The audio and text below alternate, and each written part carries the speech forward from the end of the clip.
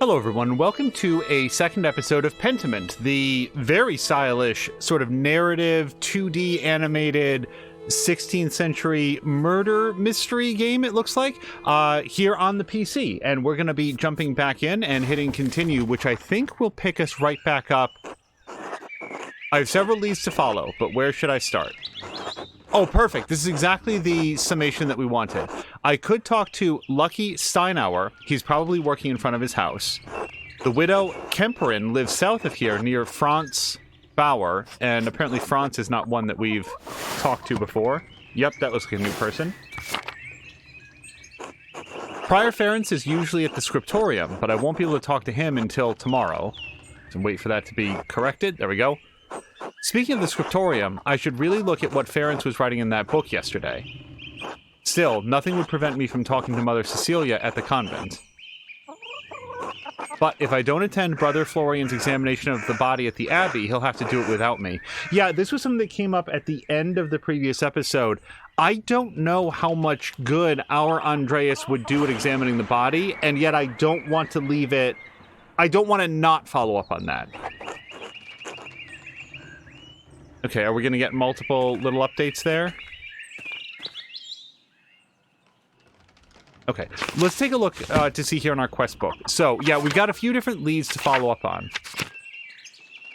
The weather's awful. I still have to get to the scriptorium. Hopefully temperatures have calmed down since last night. Right, this was, I think, pre-murder. This was when this was written. Brother Matthew rang the church bells early, and one of the sisters is screaming in the chapter house. I should go see what's going on. And then the update was the brothers and sisters discovered Lorenz murdered in the chapter house. Brother Piero kneeling nearby with a bloody knife. Again, though, the knife was in the back, I thought. Hello to More Than a Mia, who says, am I first today? I think you are. I think you are the very first. Hello to Mia. I hope your Monday has gone well.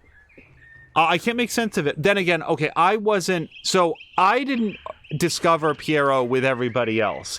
However...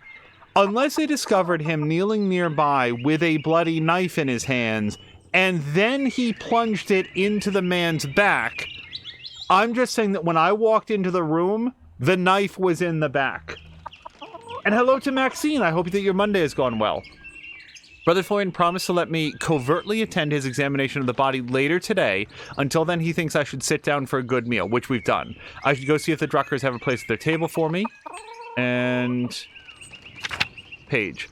During the dinner with Klaus and Marie, we talked about 4 people who seemed to have a problem with the Baron. Lucky Steinauer, the widow Kemperin, Mother Cecilia, and Prior Ferenc. I should talk to each of them to see if any of them truly had a motive to kill the man. Brother Florian asked me to be present during the inspection of the Baron's body. Alternatively, I can begin my investigation by following my other leads. The abbot doesn't want me around, so if I do decide to go see Brother Florian, I'll have to get his attention by throwing a small rock at the window of the infirmary. But, like, we can go do that later, right? Gathering evidence about the murder. Yep. I should talk with Lucky to find out what he was arguing about with the Baron. He's usually working next to his house north of the town commons. So, true. He was arguing with him. I also thought that we might want to go take a look at the widow. Otilia Kemperin cursed the Baron when they were walking through the meadow. I need to find out why she hated him so much. The widow's house is next to Franz Bauer's. Okay, let's go talk to because I want to say that a newer argument is more likely to be an issue than an older one. I will say that we saw Lucky later on in the day, and he didn't seem like somebody who had just committed a murder. He was talking about the foundation of the church and how they needed to shore it up. So that seems like an odd place for his mind to be if he had recently just stabbed a man in anger. Mia is saying, I sent you a few messages on Discord. I'm phoneless right now because my phone... Oh, no! Oh, my God, Mia. That is awful. And I did just send you some text. I will follow up in Discord. I'm so sorry to hear that about your phone. I hope it is either... I will say this. Jessica Jones can repair wet phones by putting them into a bag of rice, which I had not heard of before watching Jessica Jones, so that might be worth it as long as you very much did not want to eat that rice afterwards. So, let's go talk with Lucky first. I guess the only question that I have is, are we dealing with some sort of a clock where every conversation that we have is going to diminish the time that we have to also participate in the... What's it called? Investigate directly to the east. Or west. Okay, well that's closest, so we might as well go there. Mia said quite correctly that she saved her PC after a Mountain Dew spill, so she thinks that she can save the phone. I certainly hope so. Okay, is this who I'm supposed to investigate? No, I am nowhere near where I thought I was. Although, you know what? Maybe we should talk to this guy. Like, I don't have a problem with talking to others in town.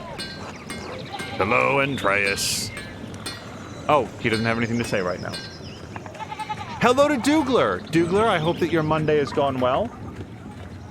It would be difficult to have had a busier Monday than I had, but hopefully it was also productive. I'm so sorry. That's what I keep thinking the map button is. So... I still want to go directly to the west.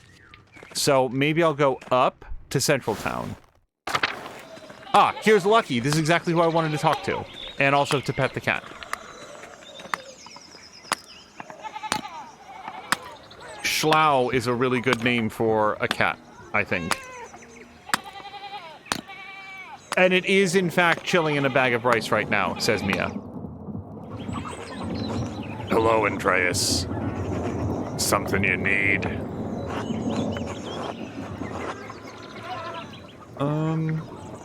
How are you doing? Like, here's the thing. For all we know, Lucky has no idea that anybody's been murdered. That just happened recently, and there was a big clamor from the bells, but that's all they know. So let's just have a chat.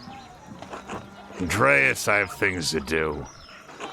Father Thomas needs me to help out at the church. After that, I'm going fishing with old Otto. If you take a look, he looks like that man with the long hair. So if you don't need me to repair a wall or a fallen chimney, then leave me be. I can see you're busy, so I'll keep it brief. I'd hope to ask you a few questions about Baron Rothvogel. No.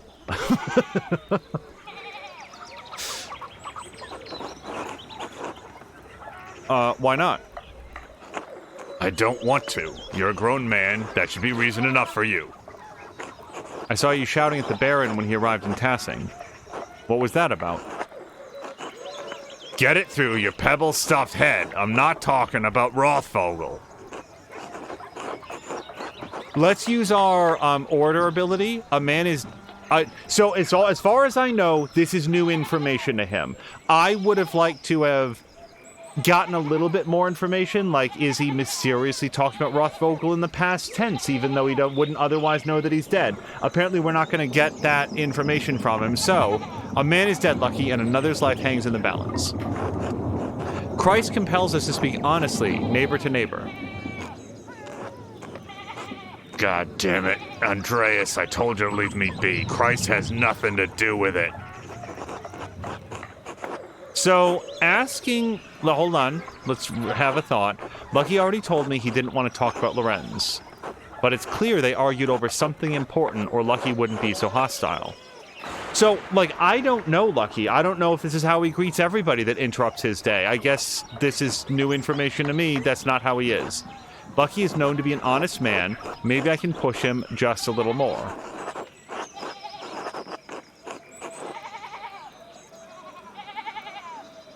I have no... I'll say this. If he's carrying a grudge about this, he's doing an awesome job of hiding it. Maxine was asking, are phones waterproof nowadays? Dougler looked up something similar. Yeah, I'd say this is my advice. Keep it off and in the bag of rice for not less than 24 hours and preferably 48 and see what it does after that. That, I think, would be your best bet. And hello to Grumpy. I hope that, Grumpy, your trip is going well. If I ever accidentally refer to it as a vacation, I know it's actually a business trip. So I hope the business trip is going well, not too stressful. I did see in Patikin's chat that you were at a party, that you were looking for a rescue from Moo. I hope that things have gotten better since then. I'm going to say that he doesn't seem like the type to hold a grudge. Although, if I'm wrong, he's forming a grudge against me right now.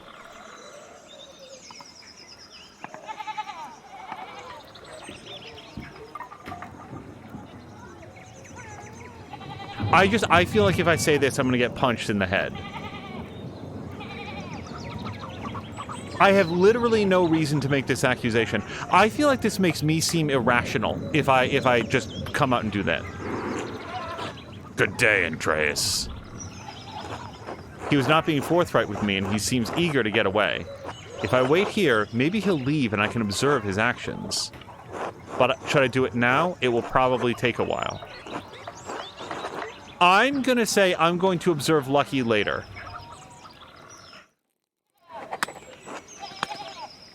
There's a case to be made for accusing Lucky, I know what you did, you're the one. And then when we leave, we just wait to see what does he do. What does he do with the information that somebody at least thinks that he committed the murder? That's going to happen a lot, guys. I'm so sorry. It's a different button. Let's go to...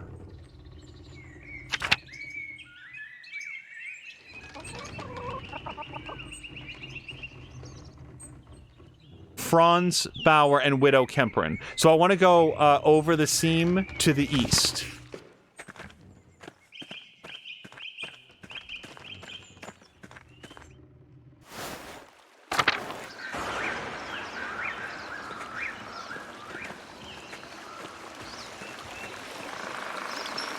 Shrine of St. Satya.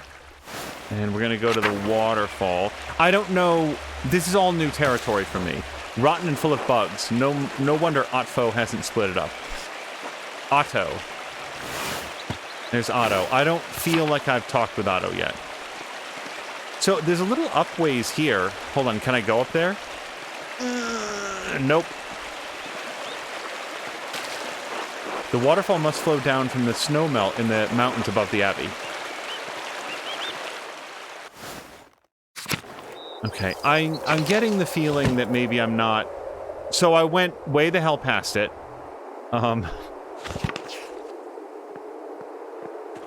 If I'm on a clock, I'm not doing a good job of making use of my time.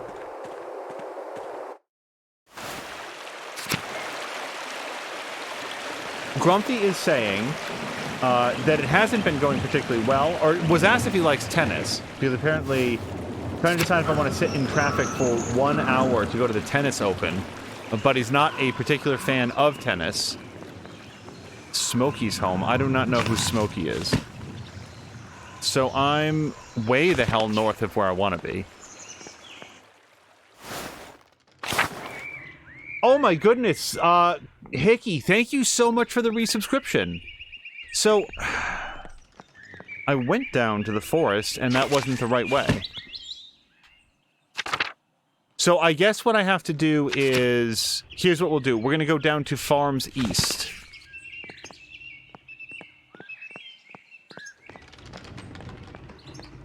Oh, look at that. I must have run right past this. Hi, can I... Oh, maybe just click on it here. I don't have to walk down there. Grumpy's also saying that he thinks that he can grab a ride share back. So that door's locked. Hey, Maller, you seen my son? I saw him running from the Abbey this morning, actually. That fucking rat. That layabout was asleep when I went into the fields. He told his mother he was sick. He say anything to you? Like where he was going? He told me to eat shit, actually. God damn it, how many times have I told him, grrr?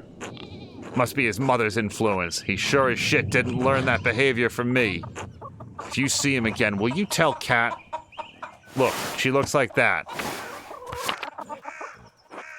She's driving me crazy about it. I'd say that any questions that we have for what's got people worried these days would be very helpful. There ain't a thing in this world that doesn't worry my wife. Martin's no exception. That boy's always running off, always comes home too. Doesn't stop her getting hysterical about it.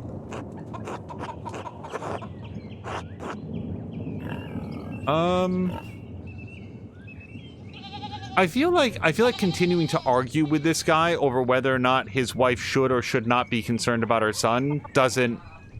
Who does it help? Good.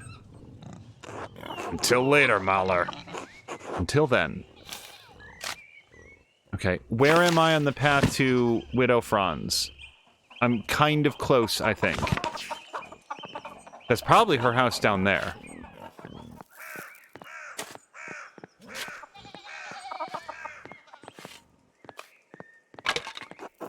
These wood carvings are quite curious.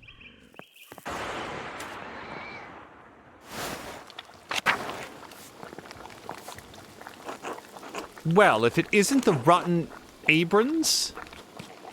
Baron's new best friend. So I feel like being sarcastic.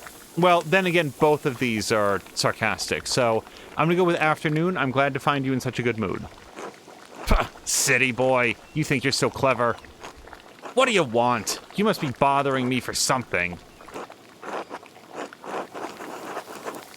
I am here to talk about the murder, but I don't know why it would benefit us to jump directly into that when, like, we can get around to that, and I'm trying to feel out who is or is not surprised to discover that that guy's dead. No one wants to talk to a surly old widow out of the goodness of their heart. No, I know your type. You want something from me. What is it, boy? Spit it out. Okay, like... She doesn't seem to be somebody who suffers fools, so let's just go directly to it. Grumpy is saying that he could probably grab a rideshare back. Dude was asking if there's any good places to eat around there. If so, make an appearance, then grab a bite to eat and show up again for the end. I like that plan. Oh, is that what all those bells were for? My, what a blessing. Okay, I'm just saying, if I had murdered someone and wanted to get away with it, I wouldn't talk about how happy I was that they were dead. Not the first time Perk just answered my call. You want to know what I think? I'm glad he's dead. I hope whoever killed him gets the abbot next. Maybe burns that entire abbey to the ground. And that's all I have to say about it.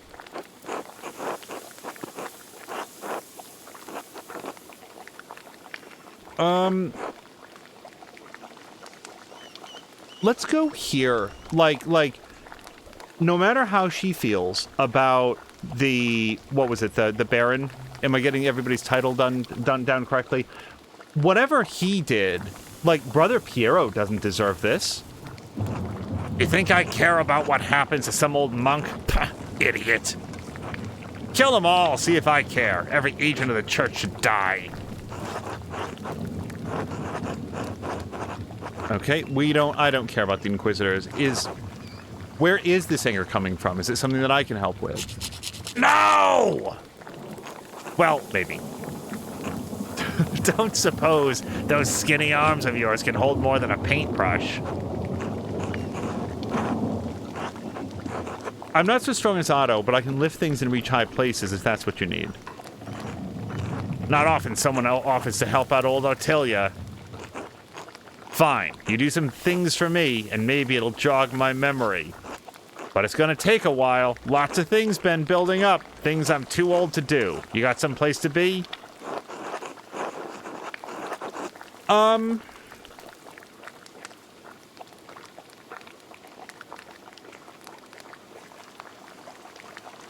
Here's the thing.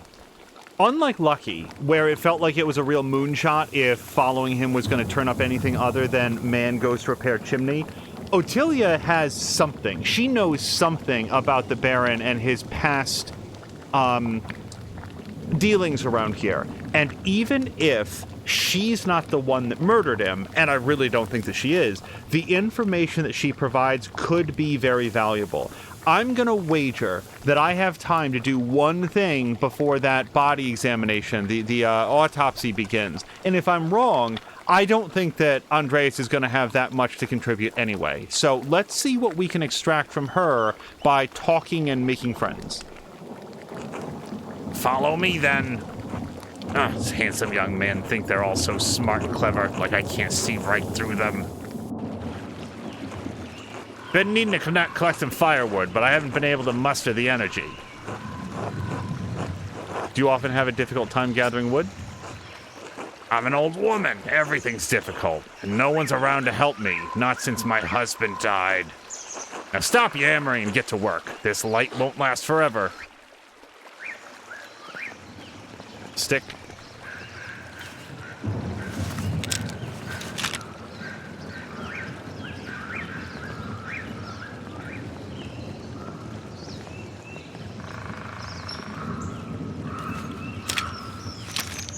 Andreas, are you Andrew McCarthy from the movie Mannequin? Why does it take so long to collect one stick?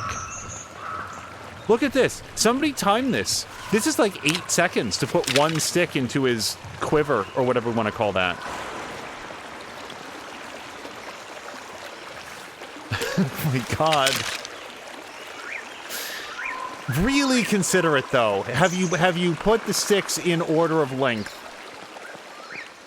Okay, I feel like that's all the sticks that I see, unless we can go up to old Smokey's house. Okay. Can I look at this? Do we get more sticks out of it? Yeah, we already read that. We've gathered 6. Here you go.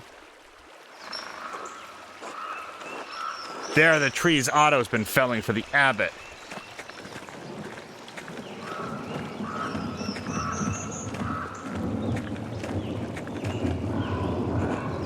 Break off that branch there, the big one. I don't give a shit if it's poaching. Look. If we're gonna get in trouble for taking a stick off of a fallen tree, I just don't care about that.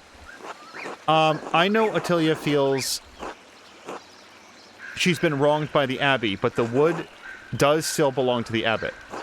The abbot may have committed murder.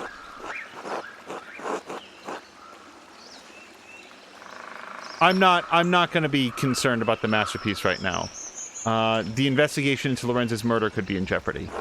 But if I refuse to help Attilia, then she might not tell me what happened between her and Lorenz to make her hate him so. The way she yelled at him the day he arrived, it must have been serious, but serious enough to kill him? No, I don't think that she killed him at all. I'm just going to go on record right there. Perhaps I can make her see reason.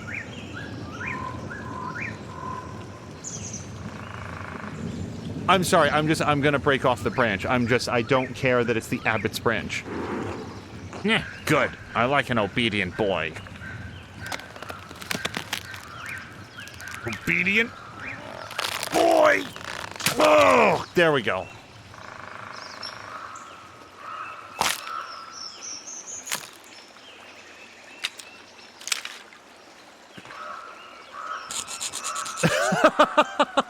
Wait, who's Gernot? Oh, right. He's the old abbot, right? That's all the owad I need for a while. I mean, wood.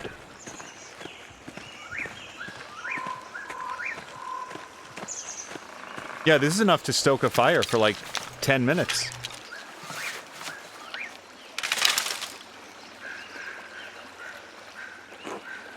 I can't use all these sticks. They're too big. You need to break them down for me.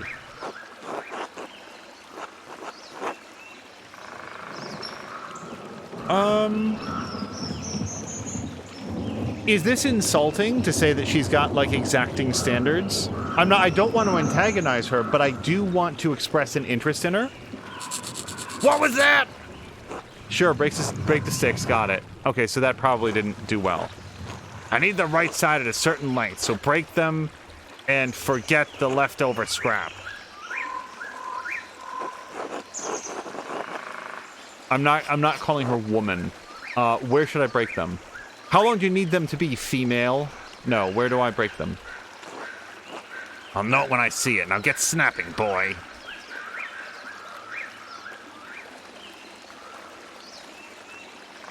Okay, again, if you don't give me any indication, then I'm gonna, like, break it. Let's go, like, 2/3. I need those smaller so they'll fit in my hearth, Andreas. Okay. I mean, this is smaller because it's a smaller stick. Is that too small? I'm gonna break it here where like the little like smaller stick is. Fine. So if that's the length that we need, like this, is this about right? That one should do nicely. So, but she's not seriously gonna like disregard everything on the left, right? I'm sorry, left, correct? Because that's crazy. That's so much of this stick. Too big. I don't need a club.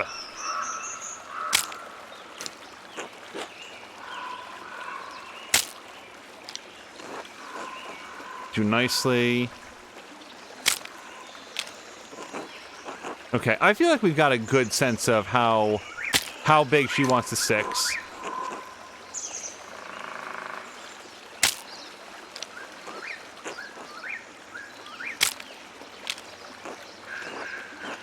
Yeah, maybe you're more useful than you let on. Now, come help me back at the house.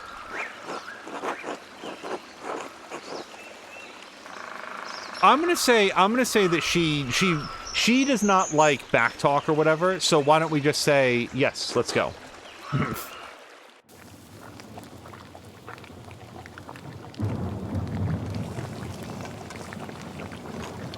I have some mementos from Brannig here.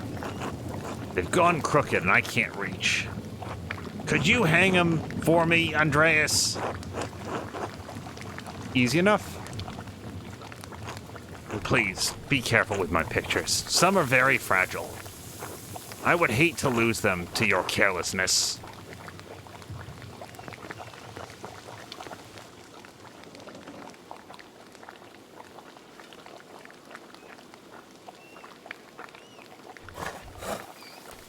How is that as far as it goes? Am I turning? Was I putting it upside down?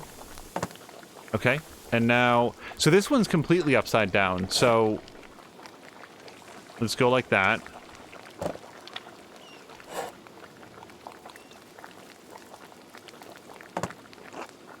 Think you could hang those papers on the table? I can't reach. Oh, this one's lit up, so we'll put it right here.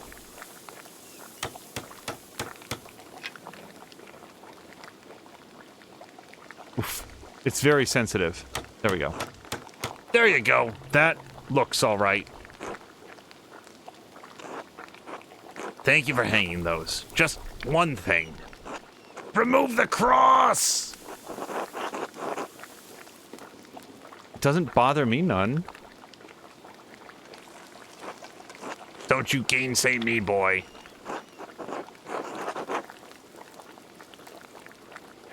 What Attilia is asking of me is sacrilegious.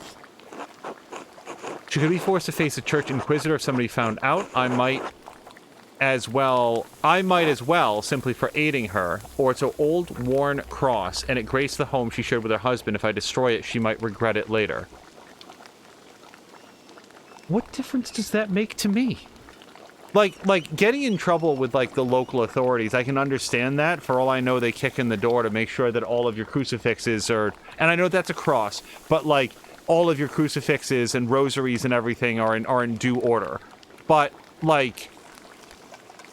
I've known this woman for a minute and a half. I'm not the police of her grief. If she wants that taken down or thrown in the fire or shoved up a pig's rectum, it doesn't affect me at all. I mean, I wouldn't do the pig thing, but we're not doing this. We're not arguing with her.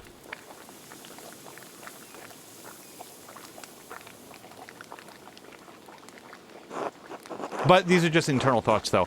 I would not speak well... It would not speak well of my character, or Attilia's, when the Archdeacon comes to hear the case against Piero.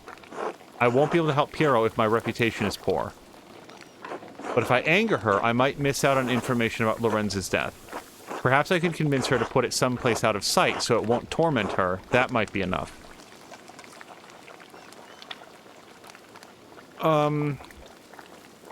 So I guess Andreas is cautioning me what we want to do is not destroy it, but just maybe put it someplace quiet.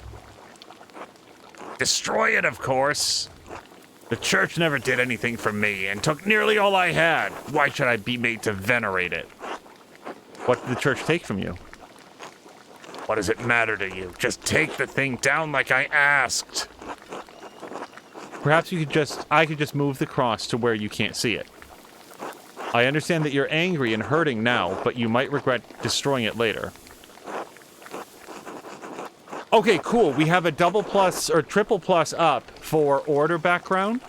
So we can persuade her to do this. So the game is still teaching me its mechanics, and apparently one of the mechanics is reputation. And I guess if I take this cross down and throw it into the fire, then Paul, Luke, or John are going to call up the abbot and say, hey, did you hear what Andreas did? And then my reputation goes down. I swear to God, I don't know by what mechanism that word would get around, but the game has told me that it will. So, yeah, we're in good with Widow. My Rannig, he made it, do you know? It always reminded me of him, for better or for worse. Perhaps you could move it somewhere out of view. That would be all right.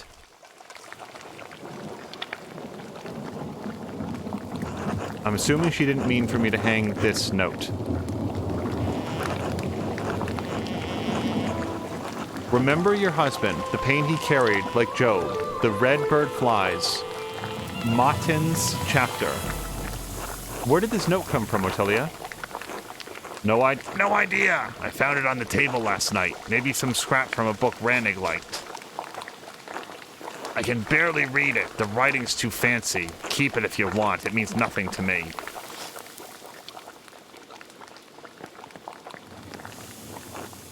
I've got one last thing for you to do, if you're willing. A legal document. I need you to read it. The words are too small for my old eyes, and my reading's not so good. Yeah, I'm a lawyer. See, this is time way better spent than going to examine a body for this guy. That I have no doubt. Hello to Fox McCloud. So, wait, that's not this. Or is it?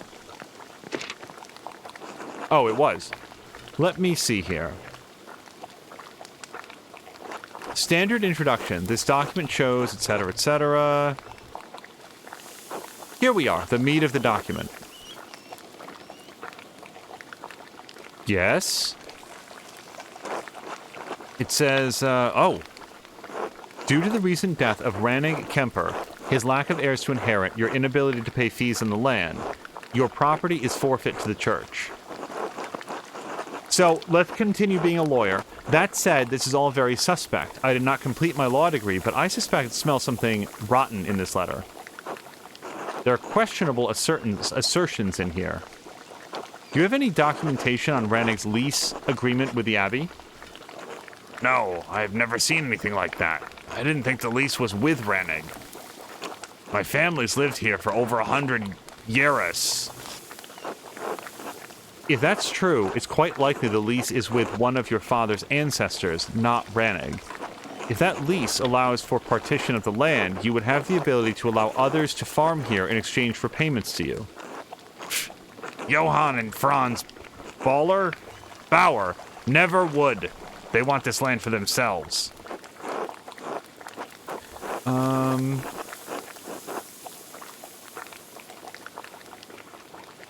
Maybe if you could talk sweet to Ill Peter, you could convince the Gertners to take it on.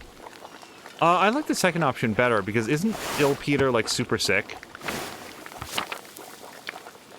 Also, I don't like the talk sweet to him, like feign interest in him or whatever. There's always the Gertners, and if not them, the Pfeiffers or one of the other families near the mill.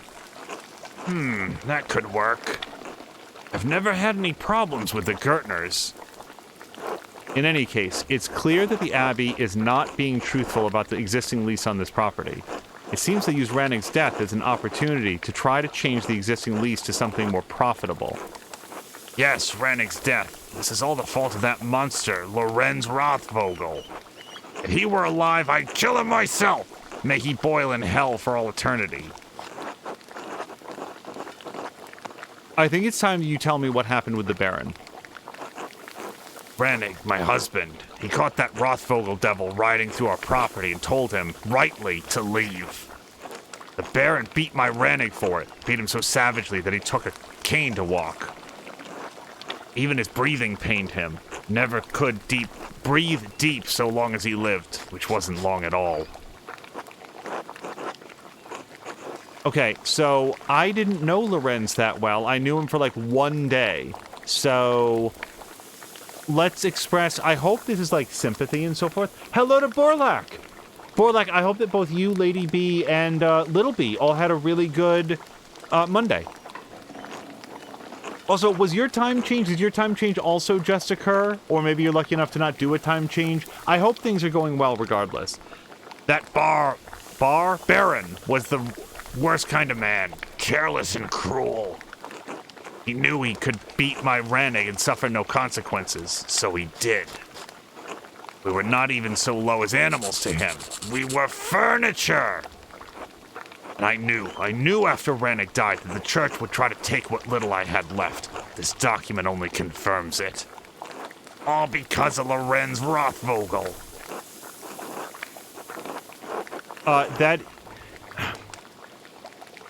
Again, whether or not she wanted it, do we believe that if this woman had killed that man, that she wouldn't be saying, That's right, and I'd do it again! no, she didn't do it. It's not a pretty compelling reason. Also, she didn't even know what this document said.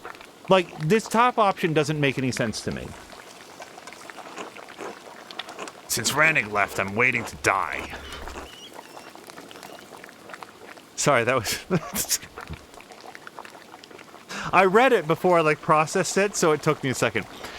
Why should I have to go on living when he is gone? He has not even been dead a year.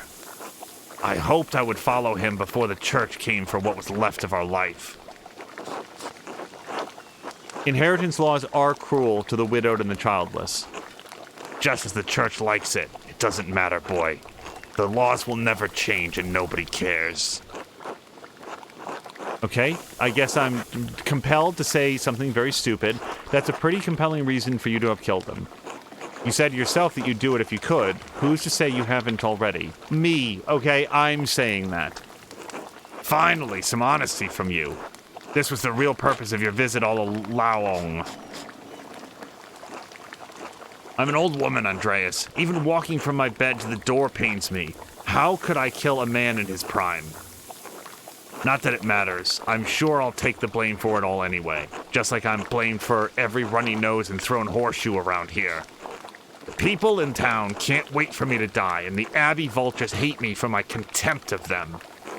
None of it matters. I don't care what happens to me anymore. Thank you for your help, boy. You're the only one who's come calling since my Rannig passed, do you know? Now get out. I need to lie down. Okay, I don't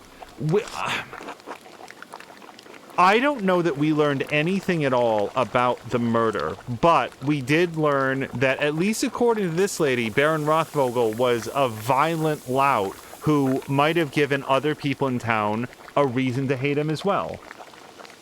Wallach is asking, where exactly is he from?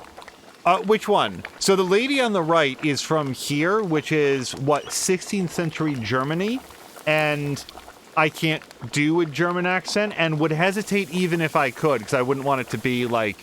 I just want to again say, because sometimes this comes up, or I just like to say from time to time, my goal is to provide voices that are distinct for the different characters so that people can know who is or isn't speaking, not to be a jerk about it. So if we have time, I'm going to go do the... What's it called? I should find someone to eat with. Oh. Whoops. So I'm going to see if I can go to the autopsy, but it may be too late.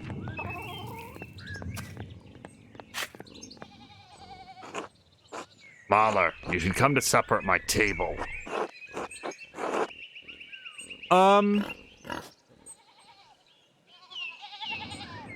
I mean, if I was to eat with somebody, I'd probably want to eat with Lucky or one of the other suspects, yeah? Strike up a nice conversation. Borlak says that if he ever gets around to reading a book on stream, he won't be doing voices. It depends. You might find that it comes naturally, especially in something like Lord of the Rings. How do you not do a John Rhys Davies if you're reading like a Tolkien at this point? I don't even know this guy. Fine. Now, I wonder, just out of curiosity, is that a one and done? No. Okay. I'm glad that I didn't accidentally lock that off. Because I might still want to do dinner with him. I don't know why. I don't know why I do dinner with him instead of with, like, any other person. We'd go to the mill, but I was thinking, again, we're going to go see if we can get to the church and participate in the autopsy.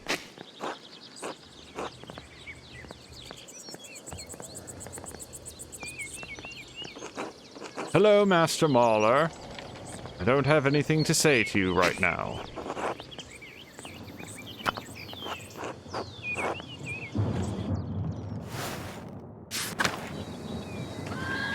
Borlak is saying he could butcher a French accent with gusto. I can't do, like, there's so many accents I can't even begin to approximate. So, again, I might be too late.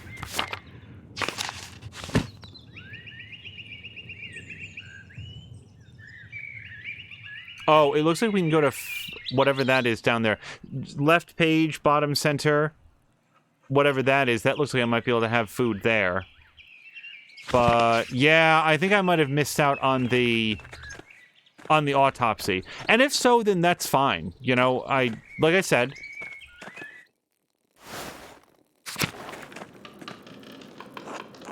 Master Mauler? Yes, it's me, sister. Do you think Brother Piero really murdered the Baron? No. Oh, then why did Father Abbot have him put in the cellar?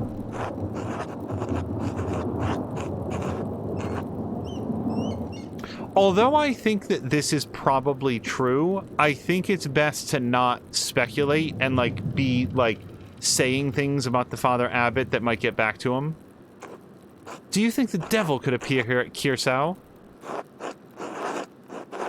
I think people see the devil where they want to see him.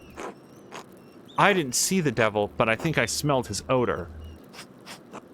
Last night, I woke before matins and smelled something in our dormitory.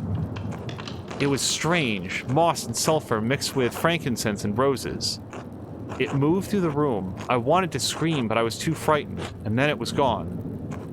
I'm ashamed that I didn't cry out, but I didn't know what to do. So, for anybody joining in progress, she is almost entirely blind. She said that she can see colors if, like, the room is bright enough. But at night, she would have perceived nothing even if she wanted to. Like, even if her eyes weren't closed. Did anybody else smell anything? I don't know, but I think they were all asleep. Thank you, Sister Margaret. God bless you, Master Mauler. Okay, that was unexpected information. God bless you. God bless you. Bless you. And bless you. Okay, well, we got some information.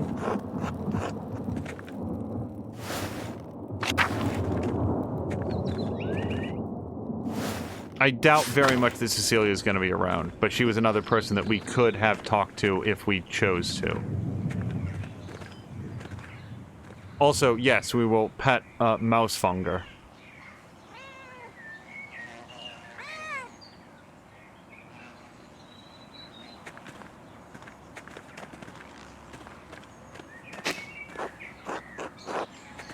So, there's a few different things that have, like, a sulfur scent. Sulfur being one of them. But also, like, eggs will sometimes, like, hard-boiled eggs will smell a bit of sulfur. This door must lead into the rest of the convent. It's not for me.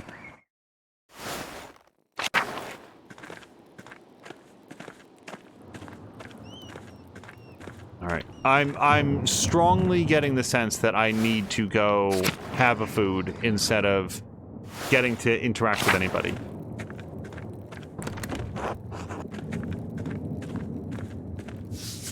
A painting of Hildegard of Bingen, Mother Cecilia's favorite. Saint Hildegard of Bingen was a Benedictine abbess, visionary, mystic, and prolific writer on a variety of subjects from theology to musical composition to medicine.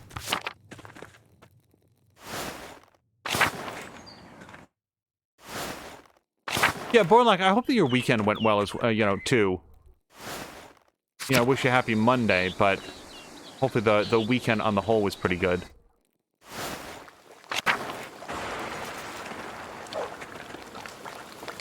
Hey, Fürstchen.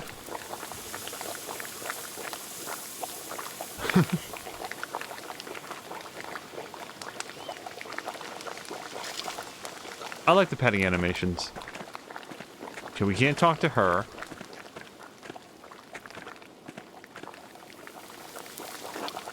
What's this? A letter to the Baron from Prior Ference? Baron Rothvogel. Oh, I can't read the rest of that. My god, Lorenz was blackmailing Ference to get him to perform some kind of occult ritual. Oh, I know occult stuff!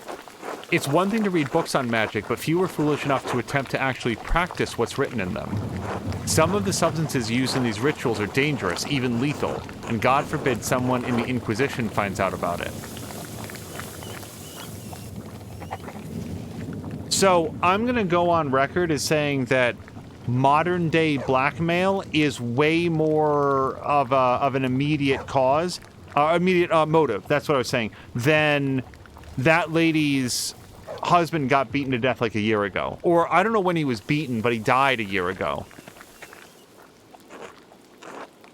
Ah, Master Moller, would you care to share supper at my table? I would like to talk to you about my late husband. Oh, the widow. My Lady Rothvogel, I'd be honored to break bread with you. Okay, I'm going to tell you what. If I have to make a choice about who to eat dinner with, the wife of the dude who got murdered seems like a good way to spend this time. Thank you. Please, sit. Bless us, O Lord, God, Christ, Lord, and these your gifts which we are about to receive from your bounty. Through Christ our Lord. Amen. Amen.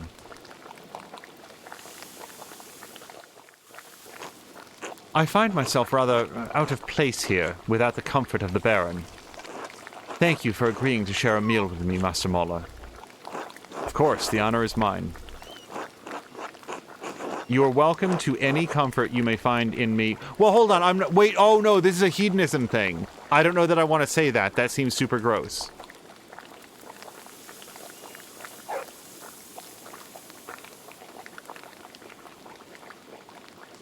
Let's express condolences. It has given me the shock of my life. I'm trying to find comfort where I can in my ladies and the Lord. I will note that I have no idea what the nature of her relationship was with her husband, so maybe the two of them stepped out on each other all the time. So I'm gonna have... Oh, there is a Frumenti. Quick question, Frumenti. Does anybody know what that is? Am I just like a culinary boor? I've not heard of it before, Frumenti. Not that there is much comfort to be found in these cold and dreary alpine towns. Lorenz and I had meant to take a tour of them before returning home to Worms, but, well, return we shall.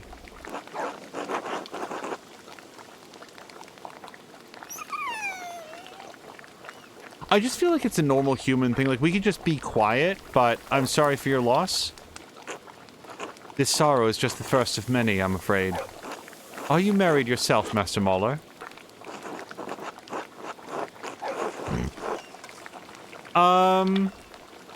Yeah, okay. This is less gross than, hey, is there any way I can make you feel better?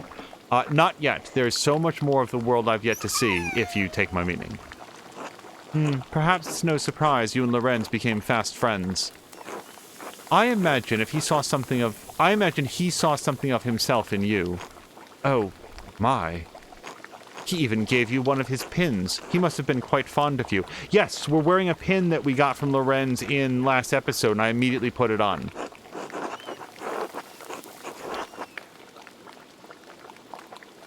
So, she actually seemed responsive to the fact that, like, her husband... Like, she was responsive to the hedonism part of it, so... Then again, this is also very true. He was very impressive with his level of knowledge and the fact that he wanted to debate, like... I feel like this is so much more empathetic and also true. His thirsts were not limited to his scholarly pursuits, regrettably. His lust for drink and women once afflicted him with great remorse, though such shame faded with time. Lorenz was a flawed man. His various infidelities were no secret to me, but are we not all flawed before Christ? Apparently I've eaten all of the quail I'm going to have, so I'm going to have this emmental cheese and wheat bread. I loved him as a wife should properly love her husband, but I would not say that we were friends. I only hope his appetites are not what led him to this end. I've been searching for the answer to that quandary myself. Were you and Lorenz so close that you would trouble yourself so? I merely wish to see justice served, my lady.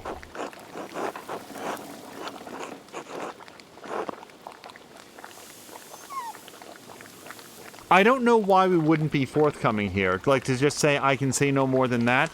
If she is... If it's impressed upon her that the life of an innocent person may hang in the balance, she might join the investigation. She might take additional steps herself. I mean, I don't know.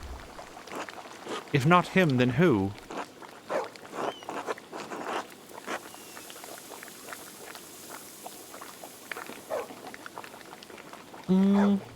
I feel like this is so conjecture, though. I don't wish to speak out of turn. I see. Well, I suppose it shouldn't surprise me that my husband made his share of enemies. He was a man of many opinions, and he gave them freely to all who would listen, and some who would not. The previous abbot, Father Matthias, seemed to appreciate that about him. This new abbot is, perhaps more conservative. Father Matthias was an open-minded man, from all I've heard, a true scholar.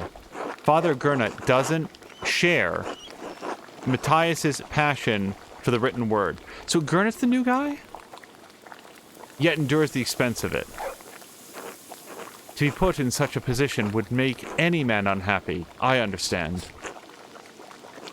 I wonder what he will make of Lorenz's gift to the abbey. Let's just listen to her. He had found a book about the history of Tassing. He believed it contained some scandalous tales. He said it corroborated fears Father Matthias had expressed, but he didn't share the particulars with me.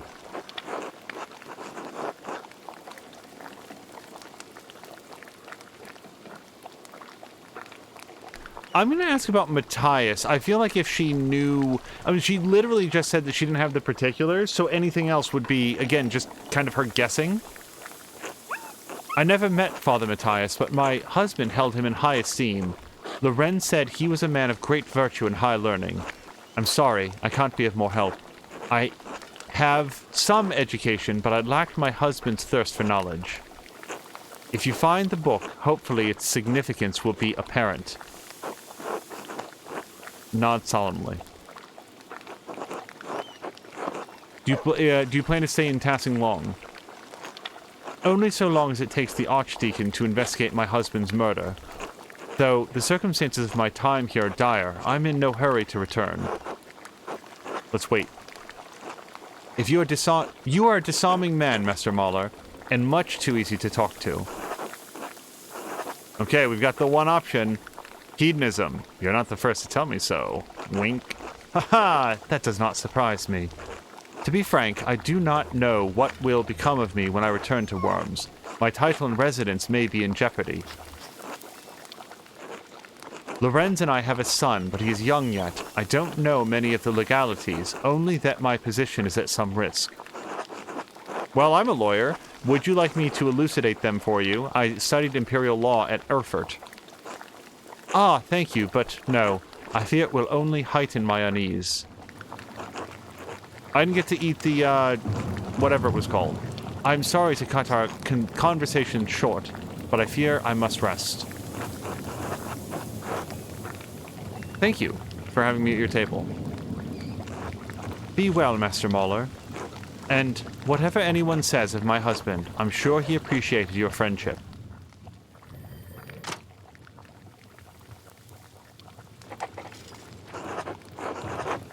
I should get some sleep. And I've already felt pet Fierstian.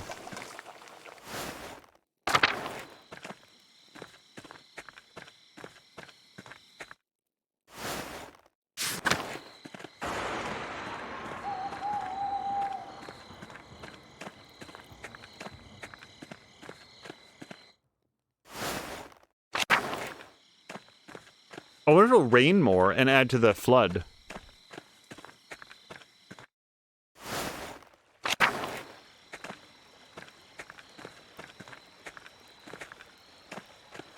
I don't remember which of these is mine. Oh, it's down here. Yeah, the Gertner farm. That's where we stay.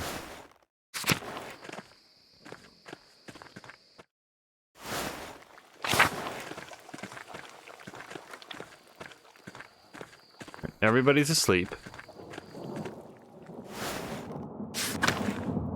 And I already looked at this stuff, so we have no reason to believe there's anything more. So we're going to go to sleep. Wait, a letter from Florian? It looks like there's a note inside. Covered in blood. Andreas, I waited for you as long as I could, but I had to perform the examination without you. I'm just gonna read this guy's voice. The procedure was a bit rushed. It's possible I missed something, but I couldn't find a definitive sign of death. I have no choice but to report that the most likely cause is that the Baron was killed with his own knife. I did find this note in the Baron's clothing. It was partially soaked with his blood, so I haven't opened it. You're no stranger to delicate parchment, so I'm sure you can manage it better than I. I hope this gives you something to work with. I'm sorry I couldn't be of more help. Alright, let's have a look at the note. The girl who died and the innocent with her. Martin's chapter. So, the Martin's part of it... Hold on. Monastic hour corresponding to 2 a.m. It's used for the night prayer. So the part that I don't know is where, like, the chapter part. But the note that we found at the widow's place also ended in Martin's chapter. Or Mateen's, I don't know how that word is said. What girl? What innocent? Well, if I was to guess, it's the lady walled up in the church. It seems like the note was trying to get the Baron to come to the chapter house. This is the exact same bookhand and ink color as the other note I found. I'm starting to think the Baron's murder was orchestrated by someone else entirely. Someone manipulated the Baron and his killer into meeting in the chapter house in the dead of night. This is hardly a reassuring development. Okay, hold on. Let's take a look at... Is it... Nope, that's... Right, we want to go to journal. Okay, so what did we find out? Yeah, so I didn't get to go... be a part of the autopsy. If I was a doctor, that would have been our first thing. But alas, I chose to major in law. I should find someone to share supper with. Most of the families in town are welcoming. Lady Salamea may also want to speak with me after she arrives at the Abbey's guest house. Maybe I could even visit Smokey in the forest. It's getting late. I should head back to Gertner's and get some sleep. I have a lot of work ahead of me if I'm going to figure out who really killed the Baron. The Baron's man, Miklaus, has departed for Innsbruck to request the presence of the most revered Jacob Essler, Archdeacon of Freising. He'll be gathering evidence about the murder and interrogating those of us who might have information. Brother Florian completed the examination of the Baron's body without me and said he was unable to determine a definitive cause of death. However, he did find a cryptic note tucked away in his clothing. And what we did, we went to the widow's house. After helping Ottilia, she admitted she hated the Baron for what he did to her husband, Rannig. Apparently, Lorenz beat Rannig so severely that he walked with a cane for the rest of his life. The widow believes the injuries ultimately killed old Rannig. She also claims she's not strong enough to have killed the Baron. I kind of believe that, 2 for a few different reasons. I spoke with Lucky and he was evasive about his relationship with the Baron. I should follow him to see if I can learn anything more. Go to sleep. Unless I should have gone to go try to find Lucky in the dead of night.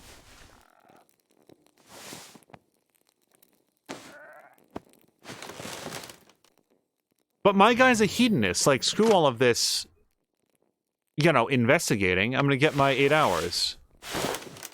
Is this Octavia? No, Ursula.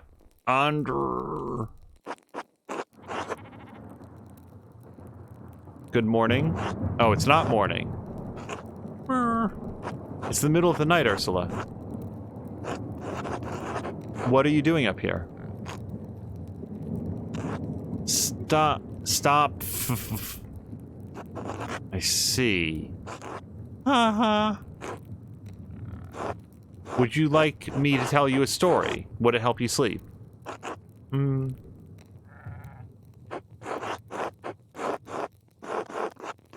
So this goes to, like, my, like, regional background, I guess.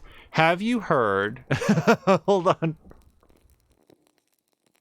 I would kind of be interested to hear the story of the little girl who haunted the sleepy artist, but also, if she's afraid because of the lightning or can't get to sleep or whatever else, let's be nice. Let's tell the story of the cat and the cradle. Far up north in Flanders, where Lenhart's mill came from, this town by the sea. Also, Lenhart is... Oh, look how dashing Lenhart is. 100 years ago, there was a great flood there on the feast of St. Elizabeth. You know how mad your dad gets when the water comes through your farm? Well, it was like that, but much worse. If your dad saw St. Elizabeth's flood, he'd probably lose all his hair on the spot. Also, St. Elizabeth is the mother of John the Baptist. She became pregnant in old age after it was foretold by the Archangel Gabriel. The waters rose so high that everyone had to leave the town. Many families lost their homes. When the flood waters went down, the townsfolk went to look for survivors. Would you believe they saw a baby's cradle floating in the water? I know, it strains credulity, but it's about to get even stranger. There was a cat on the cradle. It was jumping back and forth to keep the waves from getting in. The townsfolk couldn't believe it, so they slowly rowed their way out to the cradle. And when they looked inside, what did they see but a tiny baby, warm and Anyway, that's why they named the town Kinderdiek. Makes more sense if you know Dutch.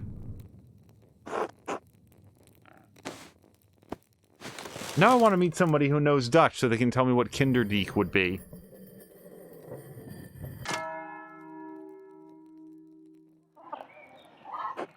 Time to get back to work.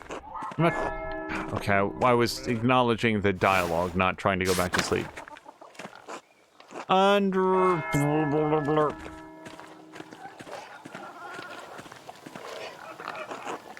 Hello, Andreas. Morning. I hope the day is treating you well. Well enough, though there's too much to do and not enough hours to do it all. This storm made such a mess of the town, and there's the leaks in the roof at home. And then there's all that wool, Lord. Was this about wool? The ewes, right? Is that correct? Are near to lambing, so we sheared them last week. I must have spent ages washing all that wool. Have you ever smelled dirty wool? Wet. Okay, I was gonna be like, that didn't seem like a word. Dirty wool, Andreas? Oh, there's nothing worse. Now that that's clean, we've got to spin it. And that takes an age all on its own. Lord, I don't know where I'll find the time. Surely you won't be doing it all yourself. Sometimes I forget you are from Nuremberg, Andreas. Clara, Hetty, Veronica, Kat, even little Ursula will be there. Though she makes mischief more than she helps. At least the work goes quickly with the women working together. Lively conversation helps pass the time. Sometimes we even get visitors. Hey, I could be a visitor. Don't you let Clara catch you talking to me like that. Huh, too bad other men in town won't follow your example. You're welcome to come. I'm sure the others would be glad of your company, too. Johann Bauer will be there to keep an eye on us. As long as you stay outside, I can't see what harm you visiting would cause. I don't know, man. I feel like going to, like, hang out with the women during their wool washing party is the sort of thing that Andreas would do, but also, he's also a lawyer. Or, like, he studied law. So, to not be focused on doing the investigation when Brother Piero's life is in, I'll consider it. How about that? Come on, everyone will be glad to see you mingling with the regular folk. Hetty especially. She worries you think too highly of yourself. We've not made the acquaintance of Hetty. We meet at Johann Bauer's home. Come by in the morning or afternoon and speak to Johann. I should get back to work. It was a pleasure running into you, Andreas. Oh, the pleasure was entirely mine. You relentless flirt. Keep your voice down. The spinning bee is apparently what that's called. Okay, so what's on the agenda for today?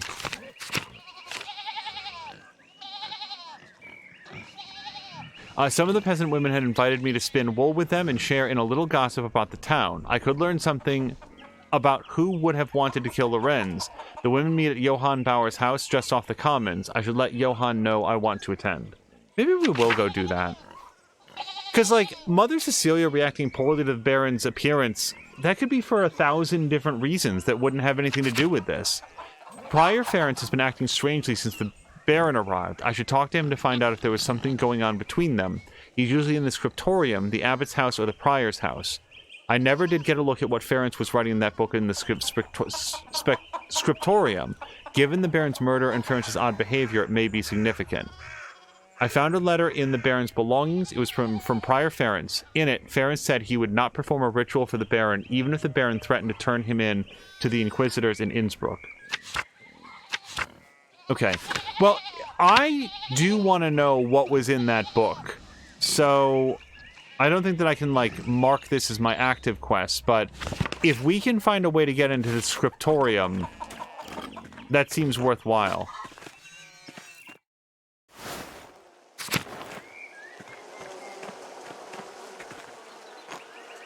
Hey, Andreas. How's it going, Hans? Keeping busy in the fields? I guess. Do you like it? What? Farming. I never really thought about it. Dad says it has to get done. That makes a lot more sense. Whether I like it or not. What do you think about it then? What do you think about it then? Uncle Franz said Brigida might come help with the laundry today. She's Martin's wife, right? She seems nice. She is. Nicer than Veronica, anyway. I wish Brigida lived here instead of her. So, wait, who's Brigida? Her. Okay.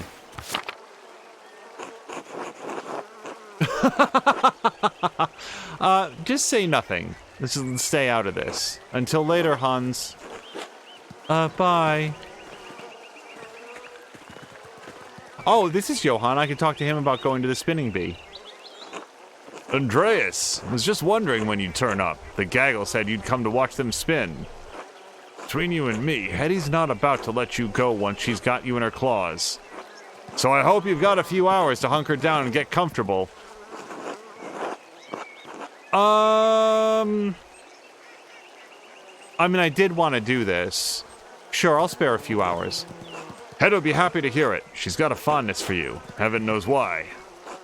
Now, I can't let you inside among the unmarried girls, being unmarried yourself. But you're welcome to watch through one of the windows.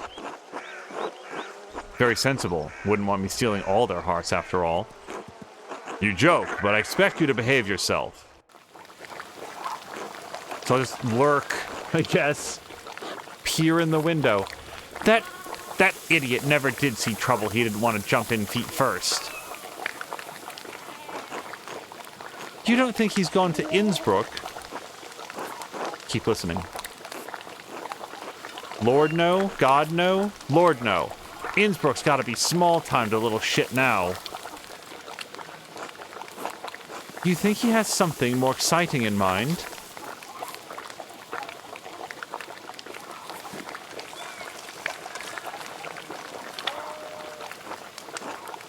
There's too many characters here. It's a big world. Perhaps he intends to explore it or escape.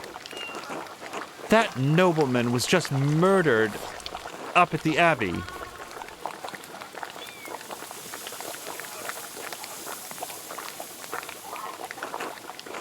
Martin picked an awfully convenient time to run off. Okay, so Martin's the guy that they were talking about that just like bamfed out of here. Oh Lord. Andreas was friends with the nobleman. Do you think Martin could have, you know...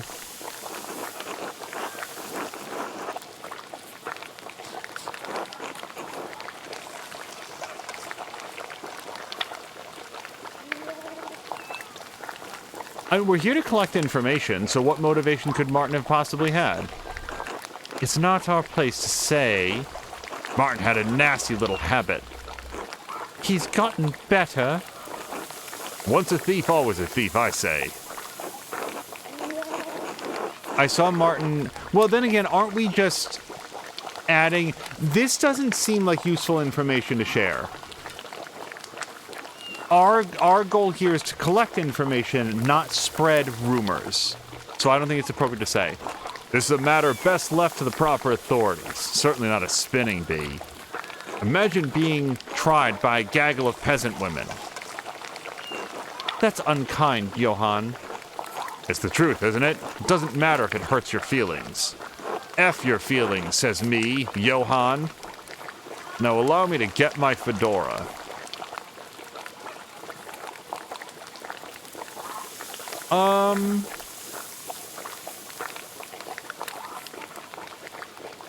So here's the thing.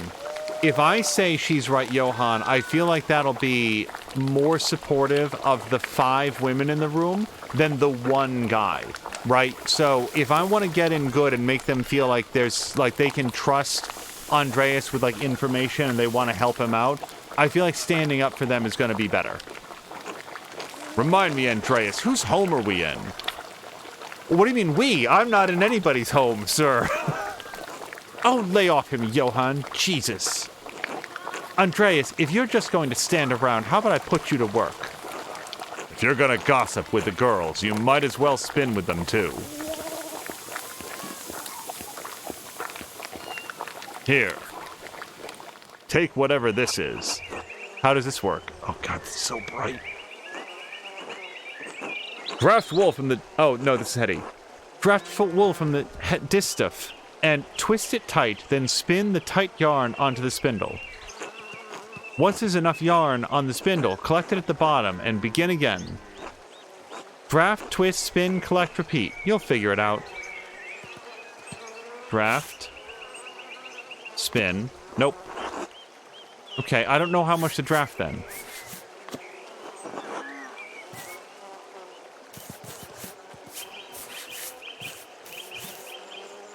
Collect. I've got it.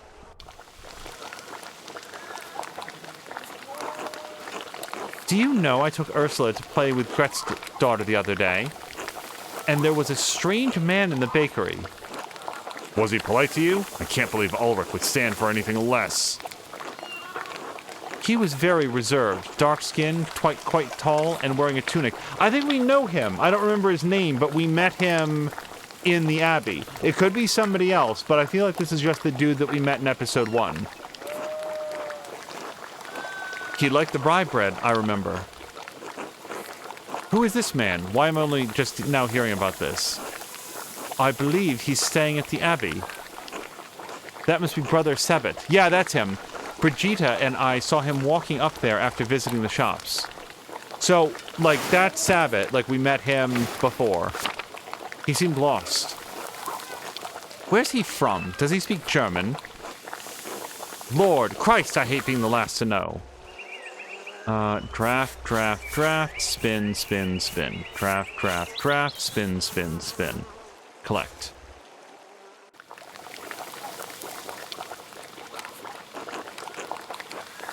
You know, I saw Big Jorg talking to that nun again. The young one? Heh, who can blame him? God damn it, Johann! He knows he's in trouble. I told him to stay away. Or she's trouble? She's very pretty, isn't she? In a mean way? I gotta meet this nun. Pretty in a mean way. Pretty perhaps, but a nun all the same. He knows better. When has that ever stopped Big Jorg from doing anything? We have plenty of pretty girls here in town. My Veronica's not half bad. Mom! Mom! Mom, you're a bear! Let's not give Andreas any ideas, huh? Draft, spin, spin, spin. Hey, ladies, what do you think about the fact that I've been doing this for like 15 seconds and I'm already an expert? Mia liked the Brave reference. Brigitte has been spending a lot of time at her mother's house lately. Agnes is glad to have her home, and Lucky's always treated her like a daughter. You probably could have just added the swoop onto the O to make an A. You didn't have to delete it. But I can tell they're concerned. Are Brigitte and Martin having trouble, Veronica? It's one word for it. Brigitte does what she can, but nothing pleases Martin. He won't lift a finger for her or Wolf. Oh, is Wolf a little baby? Okay. He's such an asshole. Well, that's not his business, is it? Women's work and all that? You ever seen him doing much men's work, Dad? So these relationships, I'm just warning everybody, the fact that Veronica is apparently the daughter of that woman in red and also Johann, I'm not going to remember that in 3 minutes. I always have trouble, like, mapping out family relationships. Can't say I've ever seen him do much work at all. Perhaps Lucky can talk some sense into Martin. He's always been a devoted husband and father. Lucky Steinhauer is the model of what a man should be. Draft, spin, spin, spin.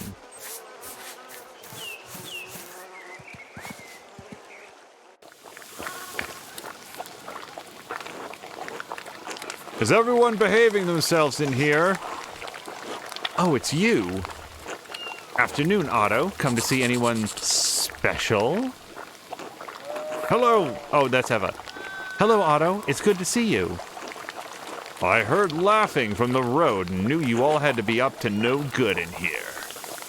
And look, there's Andreas. Have you been minding your manners? Old Johann here is a real stickler for propriety. Hand to God, Master Zimmerman, not once in my life. Likely story. Don't be so quick to judge, Johann. Andreas carries himself like a man who's caused his share of mischief. That's called confidence, gentlemen. How can you take pride in a good day's work if all you do is fiddle with your paints? I swear to God, I first thought that was fiddle with your pants. We all know you work hard in the fields, Johann. No need to boast. Hetty chiming in. He works hard in other places, too. Mom! You've been in town a few months, Andreas. Got any burning questions you've been meaning to ask? Well, shit, I don't know. I guess mostly about the Abbey. There's some sort of dark secret about Curacao Abbey, so maybe the women have picked it up in passing. Douglas says, here's the big secret, Angel. You were the woman in red. Dun, dun, dun. Yeah, as Douglas says, okay, Hetty, go get it, girl. Clara mentioned the abbot had suddenly started raising taxes. Raising them and changing their terms, yas. When Father Matthias was the abbot, he would let us pay a portion of our taxes in crops. Naturally, the shit-for-brains abbot put an end to that this year. Even if our crops fail or produce less than we'd like, we still owe the abbey for the use of the land. I'm sorry, which character is this now? Is that him? Somebody says it doesn't make any sense. How can he raise our taxes when the price for our grain does not rise too? Where does he think the money comes from? He doesn't think about the common folk at all. If it's not his abbey, it's not his problem.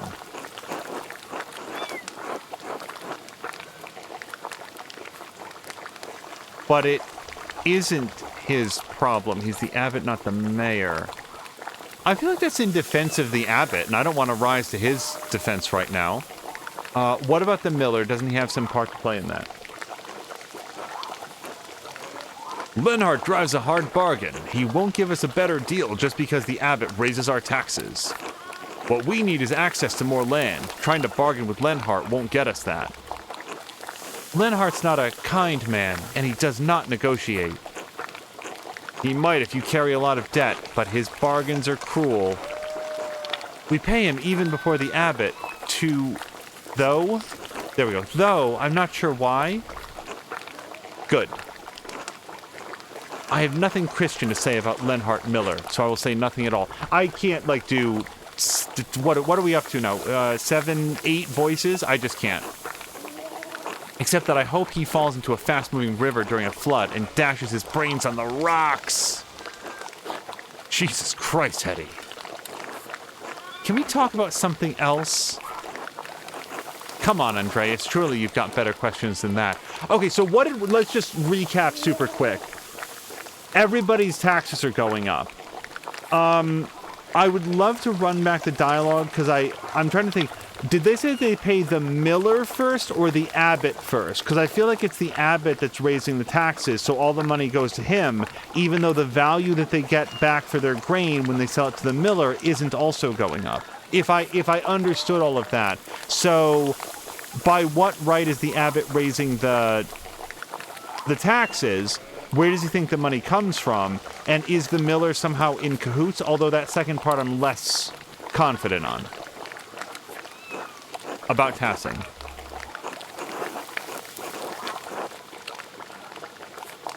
The anchoress in the church.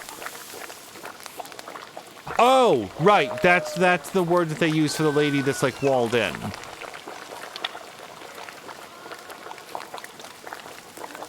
Let's ask them about the storm. Because maybe if they went outside to put a tarp on the roof or something, they saw something in the middle of the night. Things have been hard all over town, especially for the farmers. We haven't the money or labor to spare to do extensive work on our own, so we used to rely on Otto here. But the abbot's got me fixing all his shit instead. One of the brothers mentioned the abbot had you replace the scriptorium's roof. At the expense of the rest of the town, he did. You remember those leaks in our ceiling after the storm? We meant to have Otto fix them, but... And the abbot's got lucky repairing his walls and fences instead of ours. Oh, I didn't realize. How else do you think the sheep got out? That wall's been on the edge of collapse for seasons now, but Lucky's been too busy with abbey work. So we had to have Martin do it, and look how that turned out. It's a shameful business, but then those abbey types wouldn't know real shame unless it bit them on the ass. Even then, they probably wouldn't feel it under all that padding. I don't know about you girls, but I'm sick of this wall, and I'm sure we've all got other chores to get to.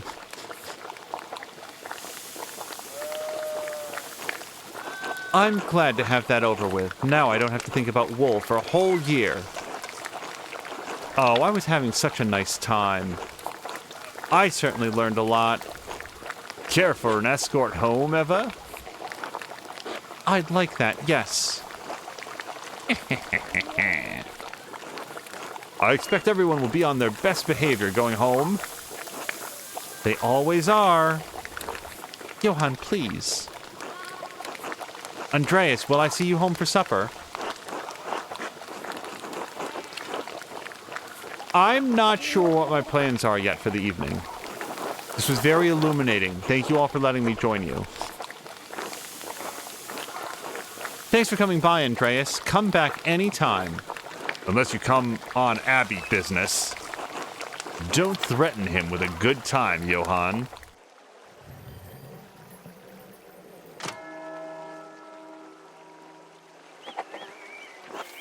I should find someone to eat with. Oh. Well, hold on. Let's check our, what is it, our journal? Because we might have some notes here about who we can eat with.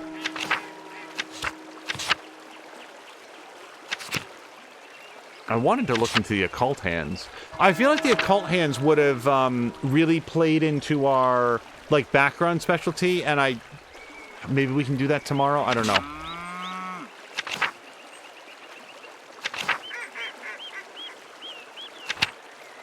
Okay, I don't see any notes here about who we can eat with.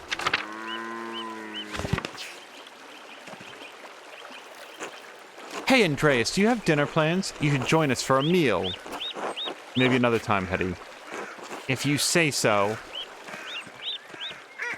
Well, okay, then let's check the map, because I think that it's going to be... Oh, we've got many options. So we could go eat in the cloister. I do like the idea of snooping around there a little bit. Alternatively, we could go eat with Franz. Johann Bauer's farm. Oh, no, that's where I am. Gertner farm is right next door. Midwife Bakery. Zimmerman home. So, I'm just going to say that, like, the fact that brother, the guy that likes the rye bread, I'm not going to remember his name right now. He's probably in our glossary. The fact that he went to the bakery because he liked the bread, yeah, that doesn't seem suspicious at all. I don't feel an urgent need to go to the bakery. I want to go to the abbey. I'm not sure who we're going to eat with, but it seems like somebody. And maybe if we're very lucky, we'll be able to slip away and eat at the... Is this Franz's place? It is. So I'm going to go up, I feel like.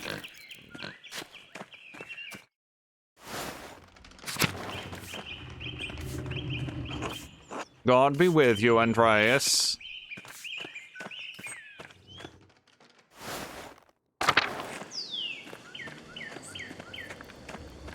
I feel like I really... It's not that I didn't learn something or, like, get information from doing that, but I usually like to do things that are in line with, like, my character's background, because that's going to be the playthrough that's unique to this Andreas, right? So I feel like I really messed up by not going to go do the occult hands.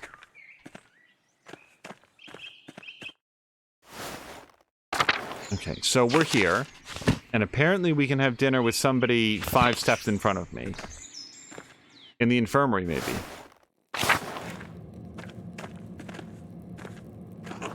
God bless you, Andreas. Okay, we don't have anything new in here.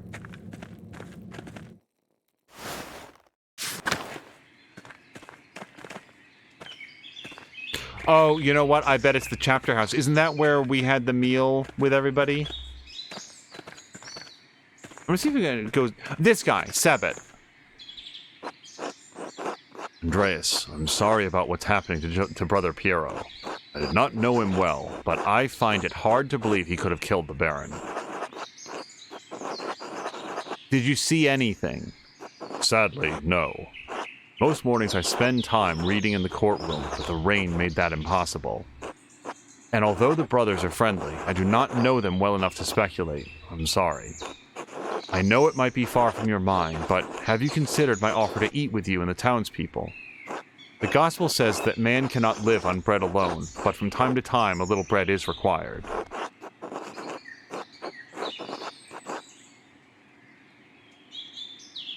So, again, it does also play into our hedonism background that, like, oh, what's that? A good meal? Let's do it. I'll talk to Gret and see who she wants to come along. Where should we meet you? At the shrine of St. Moritz. I'll see you there. Until then... Okay, so I guess that's our meal plan, then. I still didn't go into the scriptorium. God damn it. Oh my, Andreas. Yes?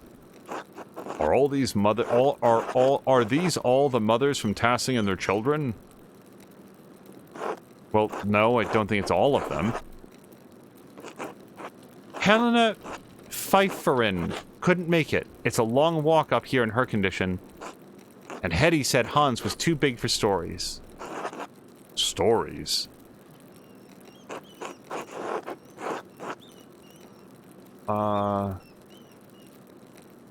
When about your books, are those like books that he's written? Foxnote says the boy on the bottom looks like an anime character. Bottom center? Like with the blue and the blue tunic with the red sleeves, that kid?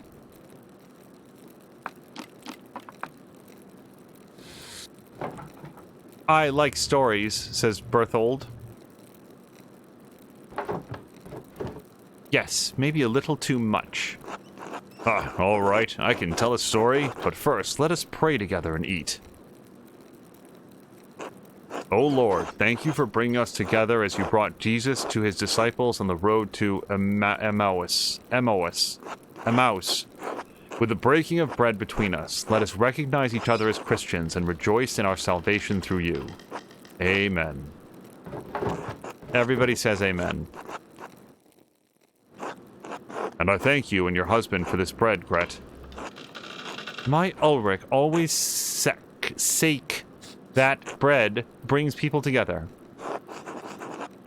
I missed this when I was in Flanders. Well, then let's eat the bread. Everybody likes their rye bread. They don't have bread in Flanders? Wolf is also not a fan of no bread in Flanders. Where's Flanders? Hens love roosters, geese love ganders, everyone else loves the bread in Flanders. North, down by the town. It's where the Mueller's windmill came from. It's true, they have whole fields of them where the land is flat. I want to see them. Father Gernot eats a white bread, does he not? Yes, the finest wheat is used for the abbot's bread. Why? The abbot is a very important man, Paul. We have a bread in my home that we call injera. I really wanted that to be underlined. I wanted to learn more about it. We make it thin, round, and wide, and put our food on top of it.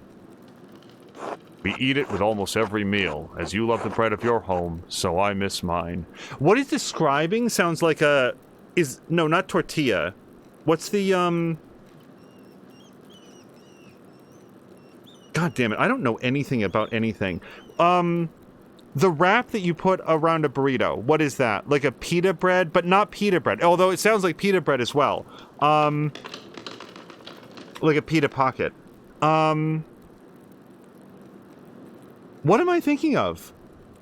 You guys, you wrap the burrito in it.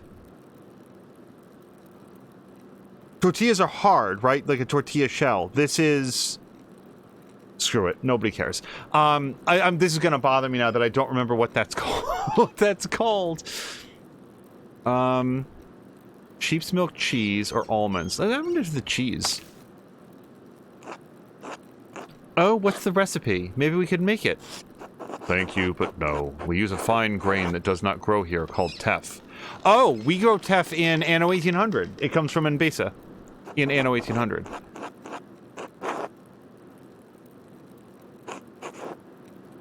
Surely someday you'll go home and can have your fill of it? I don't know. I hope you find our local bread satisfying. Well, we know that he likes the rye bread. Let's say that instead. I do enjoy it, perhaps too much. I'm becoming too accustomed to life in Rome, even life in these mountains. In truth, I can no longer remember the taste of injera, not even the feeling of it in my mouth. It is the great danger that comes with the blessing of travel, living a life between worlds. I hope Grumpy doesn't forget the taste of bread while he's on his business trip. I don't want to talk about bread anymore. It's so boring. Bread. Don't be rude, Bert. I did say I would tell a story. Children, have you ever seen a Bible? Father Tom. Yeah, Father Thomas has one. It's huge. My dad has one. It was printed in Bamberg. Very good. This is a Bible from my home that I brought to give to the abbot. Andreas, do you have a favorite story to illustrate from the Bible? So, Adam and Eve might be a little bit risque for the kids. It depends on how many, palm leaves they have on hand.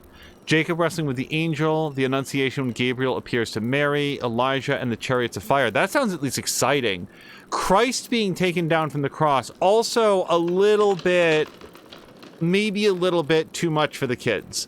So I am not at all familiar with this, but the chariots of fire sound awesome, and that they would have cool illustrations that the kids could look at. Yes, the spectacle of a prophet carried bodily into heaven is always a wonder to see how different artists illustrate it. Now then, children, do you know the story of Jesus feeding the multitudes? Fish and loaves! My mom and dad make loaves. This is from our Bible, how we tell the story of how Jesus fed thousands from only a few fish and a few loaves of bread. Why is every Yono brown? I mean, every one. Because where I am from, everyone looks like me. Why? Because we are all as God has made us. I know Tassing seems big to you, but the world is so much bigger than we can imagine. There are many people of many different colors all over the world. There are places where no one looks like you or me. Really? It's true. In Flanders, I saw ships arrive from the New World. The people look and dress very differently from us, differently from Brother Sebet. They make art out of gold that is so beautiful it outshines the greatest works of the Christian world. That seems like a bold claim. I mean, I'm not sure that it's false, but like to say, hey, their art is way better than ours. Brother Sebet, did you know the Baron who was murdered? Bert. Yeah, Bert kind of ruined the story there. It came up when I was visiting the Druckers. I think...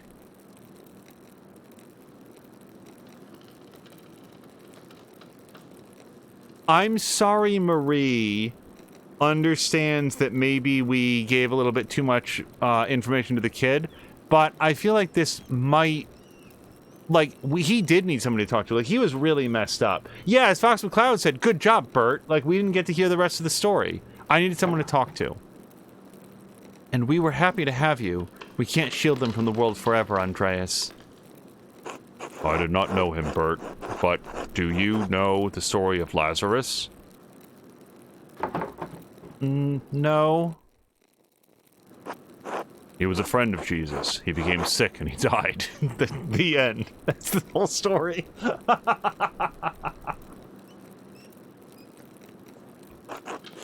Die! What? I have no idea what she's saying there. Hat. But Jesus brought his followers to Lazarus' tomb. He prayed to God, and when they opened the tomb, Lazarus emerged, returned from the dead. Jesus can bring people back from the dead? He can, Bert, but one day Jesus will bring us all back from the dead. Everyone who has ever lived and died will come together and be resurrected on Judgment Day. Hey, that's my hat.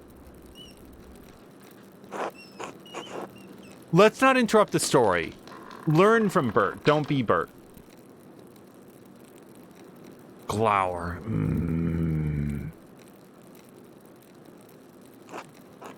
Even the Romans? Yes, the Romans too. Okay, that's very cute. She put the hat on.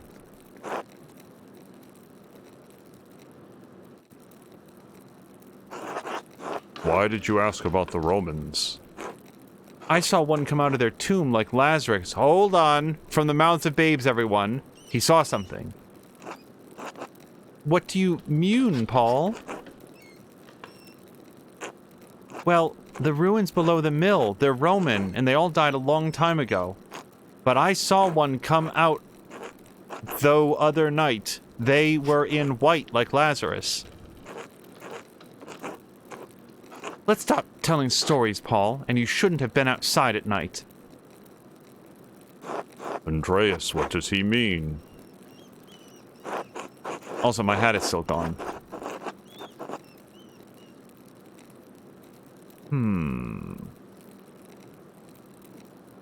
I feel like we so rarely get to say anything occult, but...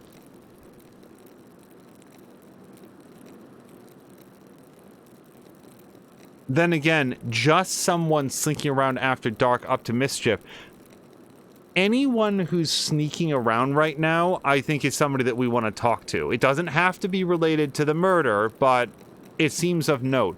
I'm going to go with this. I know of texts, rituals that an educated man could use to attempt to summon a spirit. Why would someone do such a thing?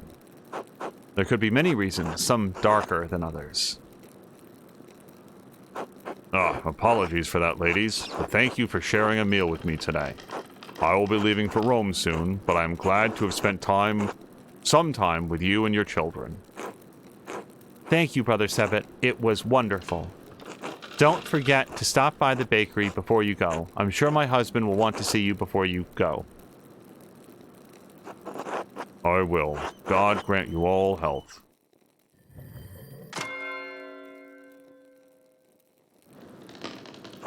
Time to get back to work. So, now can I... Okay, I'm not going to talk to anybody until we hit the scriptorium. I'm not clicking on anything. We're only going... Nope. Church. Dormitory. Cemetery. I think we go into the dormitory, don't we? Also, Fox McCloud did call it. He's an anime character, that little kid. No, I'm not talking to anybody. We're going to the scriptorium. Out of my way, guy.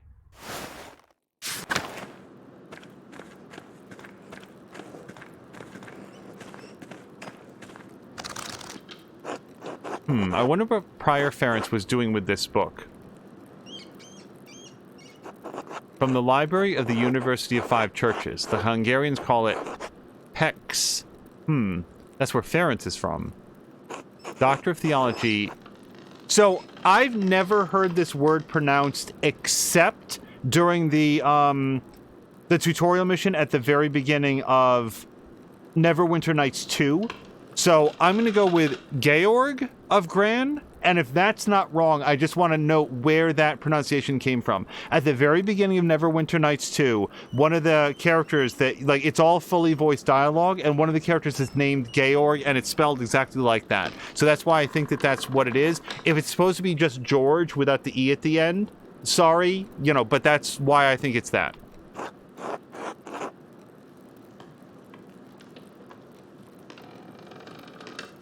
Well, I mean, it could be either of these. I guess if we were to be building a case against Ferenc.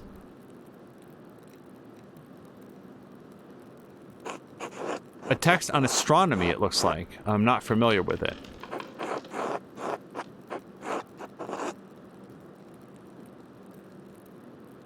I feel like this is more interesting. Bastard script, Burgundian, Flemish, not from here and not recently. And it looks like there's a lot of errors or something. That's definitely Ferenc's handwriting, but between the lines and in the margins.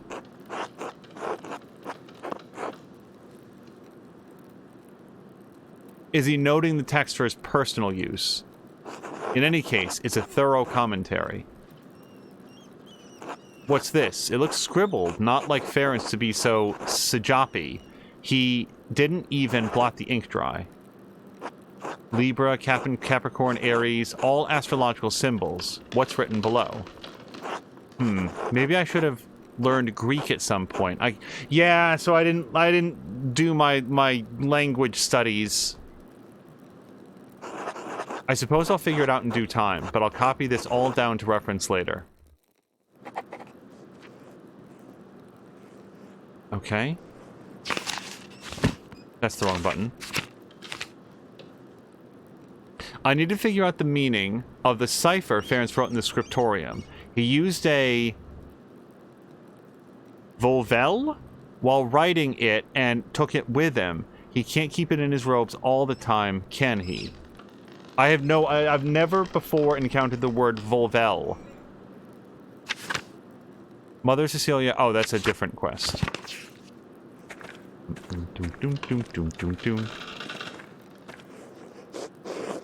Andreas, what an awful time, awful time. A baron murdered at Kiersau. These are dark days indeed. Brother Piero, I admit, I would have never thought him the type. What could have possessed him?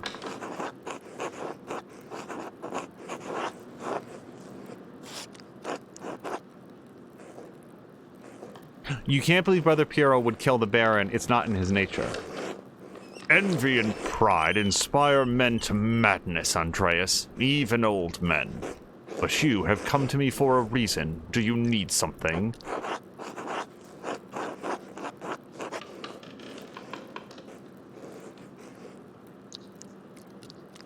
So this seems less suspicious and less incriminating. I came across an interesting letter from you addressed to the late Baron Rothvogel. What? Where did you get that? You shouldn't leave this type of thing lying around. An unscrupulous person might use it for devious ends, because this doesn't look good. It's not as it looks. He meant to coerce me into performing a ritual to help him with a, condition. But I refused, as the letter makes abundantly clear.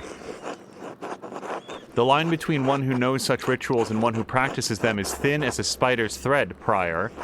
Some would say it's only a matter of time before the temptation became too much. Do not question my devotion to the Lord, Master Mahler. I am the prior of the Kiersau Scriptorium, one of the few of its kind left in the Christendom. Modest though the abbey may be, our library contains works on subjects rarely found beyond its walls, certainly not all in the same place. For men of certain academic interests, it is perhaps the only place we may meet and discuss them. I've always thought it's a perfectly reasonable area of study, so long as you avoid certain subjects. It's a rich area for scholarly insight. The Baron's interest was more than academic. When he wished to make it practical, I refused. There is nothing more to it. I see. Now, is that all? I have duties I really should attend to. Actually, a few more questions, if you don't mind. Be quick about it. You rushed into the scriptorium and hid something strange at your desk. Now, the problem with saying this is that if he, puts down his vulvellum or whatever it's called, by saying this, isn't it going to make him more protective about where it is? But also, I don't know that I have any other leads. How would I know where to look, when to look?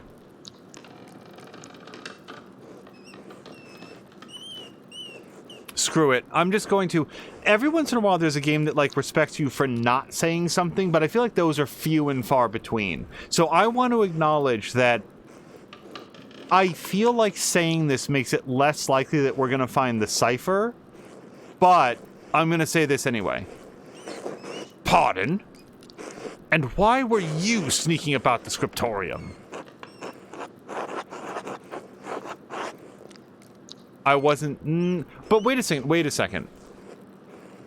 Yes, the thing is, I don't need to explain why I was here. I have a perfectly rational explanation. I'm not going to let him filibuster and get into a conversation about me spilling paint. I can ask questions too. Or we could say, was it some kind of disc?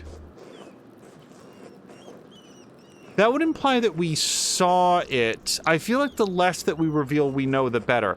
The other side is that bringing it up might inspire him to oh, I've got to hide it, and then we can follow him. So what was so important you had to be late for Terse? Let us seek common understanding, Master Mahler, as two brothers in Christ. Let's say nothing. The scriptorium is my domain, and you are a guest here. And so long as that is true, I do not answer to you, but to the abbot only. Is that clear? So it's possible that I'm confusing Gernot and... Hold on. Gernot is the abbot, and this guy is Ferenc, right? If you don't mind me asking, why aren't you the abbot? Are you not better suited to the job, given your age and experience? That's not... I will not discuss this with you. Are we done here? For now, be well, Prior Ference. Bless you, Master Mahler. Okay, we might be able to talk to Adoc. Defensive and evasive. Hold on. And that's, again, the wrong button. He was defensive and evasive. So, hold on. So I'm only pressing the wrong button now.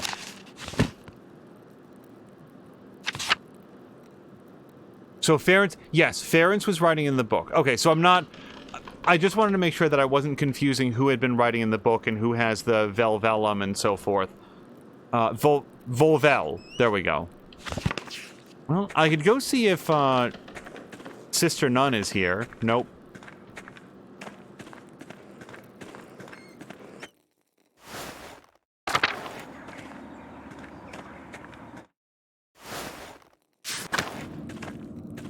Oh, is that the disc?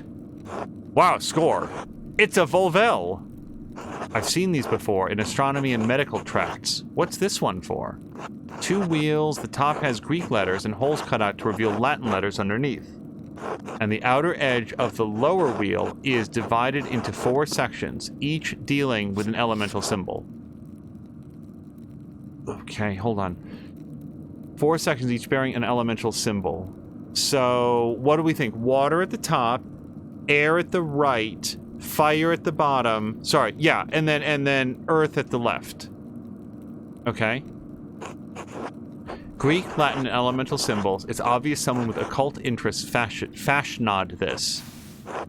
Ah, a quarter turn of the upper disc aligns a different elemental symbol to the top of the lower disc.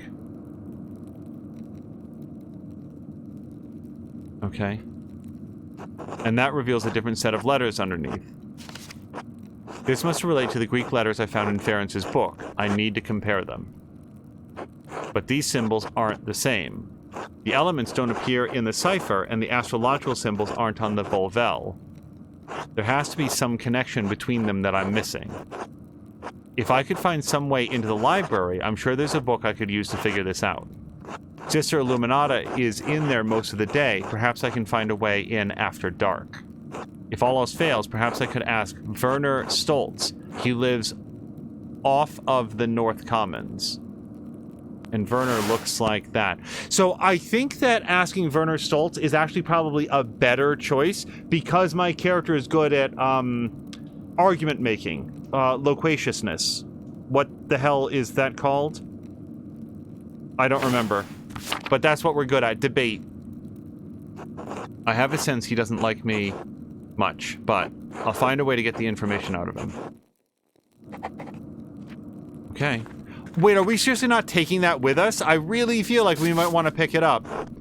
There are deep indentations in this parchment. Whoever wrote on the page above it must have been angry. I wonder if I could make a charcoal rubbing of this page and reveal the contents of the writing. I guess I can with my finger. Baron Rothvogel. And then we've got some German, I assume. And it's probably like Middle German too. I'd be interested if like... Who do we know who's like German? Oh, Ricardinho. It'd be interesting if he could read this. Aha! Clear as an alpine day. It's a letter to the Baron from Prior Ference. Ah, this must be where Ference wrote the letter I found in the guest house. Lorenz was blackmailing Ference. It's the same text. Connect the symbols. Okay. So, I want to go to Brother What's-His-Face. Nope. Okay, that's not right. If I can find a way into the library after dark. The thing is about, like, after dark, I don't know to what extent I'm free to come back here. Don't they, like, lock all the doors and stuff? I can always inquire with the town doctor, Werner Stoltz, to the north side of town.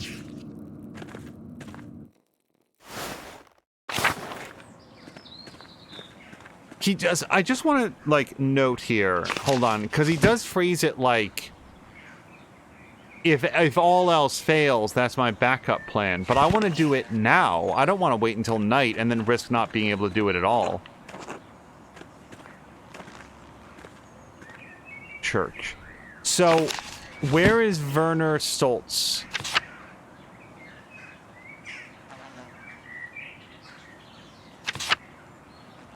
Oh, Werner. Okay, so he is actually as far from here as he could be.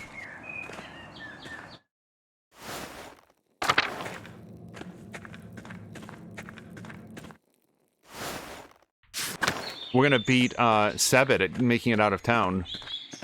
Okay, so now I'll talk to Volkbert. Or I won't.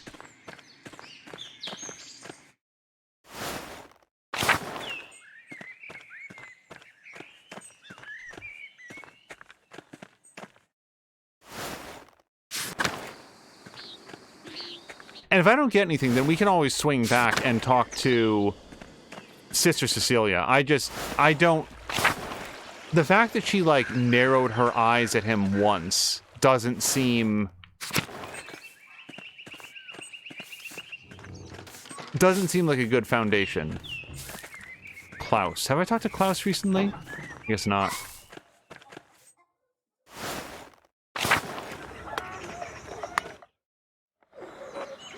Leave me be, Andreas.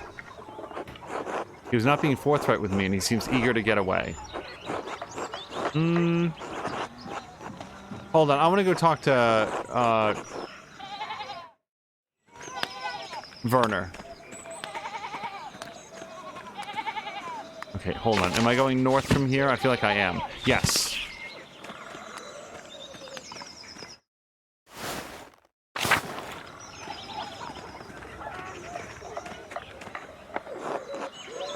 Hello, you're the, artist from Nuremberg. Ah, you've heard of me already, Dr. Stoltz. Someone mentioned you dabbled at university for a year or two. Funny. You're staying with the Gertners, yes? The abbey does have a guest house, you know. The Gertners are good and gracious people. For farmers. Tassing is full of miserable people like them.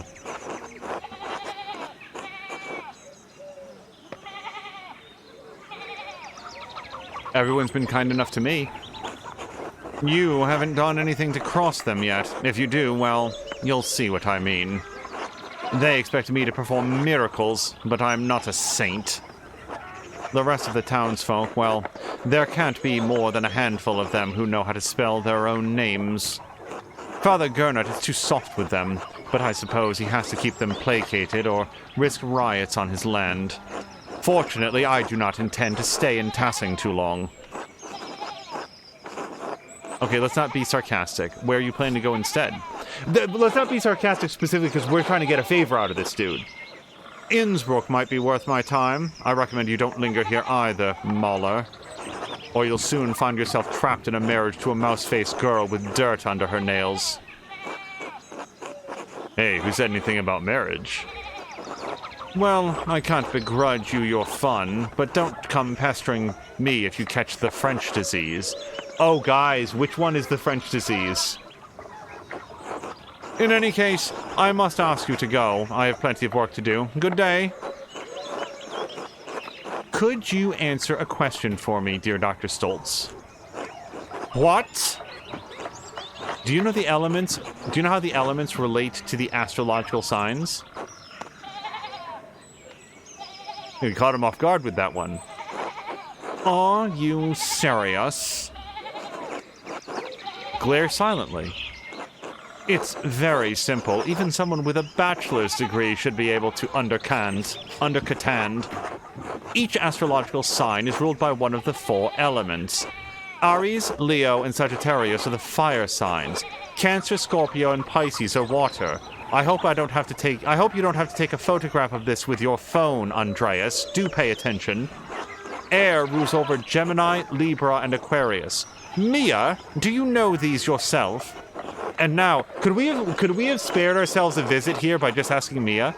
And now let's see the power of your trivium education. What signs can you infer are ruled by Earth? Oh dear, I wasn't paying attention. So, but it would definitely be Taurus, Virgo, and Capricorn. Good, now leave and never return. Here ends the lesson, Master Mauler. Mia was asking, which astrological signs are related to which elements, like elements of fire and stuff. More ruins. I wonder from I wonder if they're from the old Roman colony. Fox McCloud says, "Wait, Mouse Girl, is she cute?"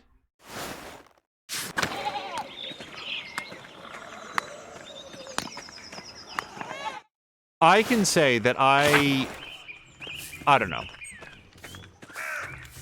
I don't like that man's attitude, and I don't think that we're meant to, but I didn't want to antagonize him before we got the information that we needed. And look, now I had an unpleasant conversation with a dipshit, but now I get to go back and get the Volvellum.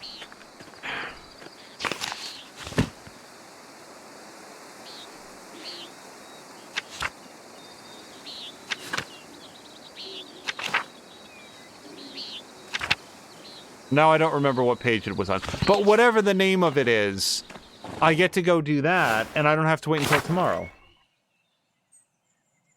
Mia says, I know for sure us Aquarian types are all watery-like. Aries, Leos, and Sagittariuses. We're about to double-check, but I suspect that you're right, and that falls in line with what we just learned.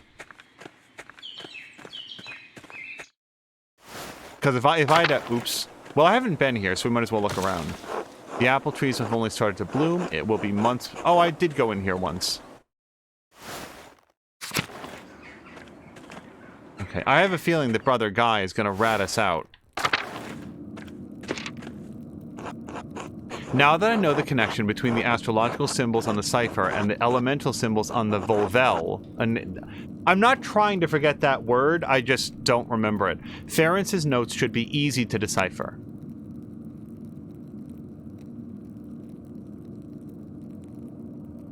You say so, man.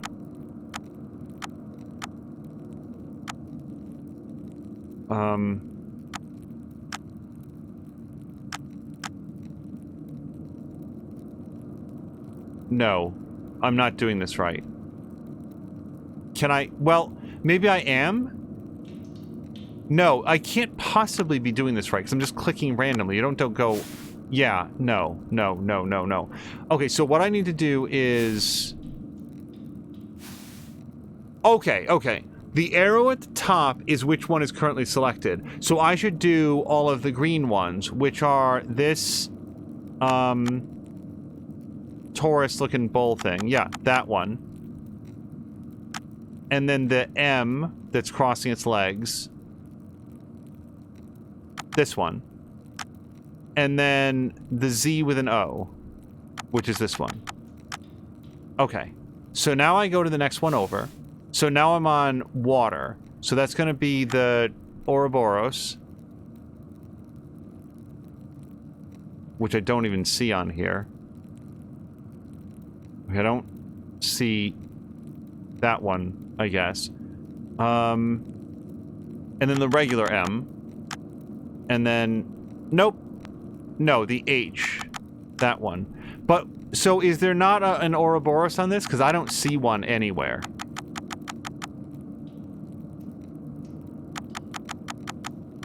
I don't think that I see one. Okay, so now let's do air. So that's going to be this... Nope, I don't have one of those. We can do the two wavy lines. And this dome.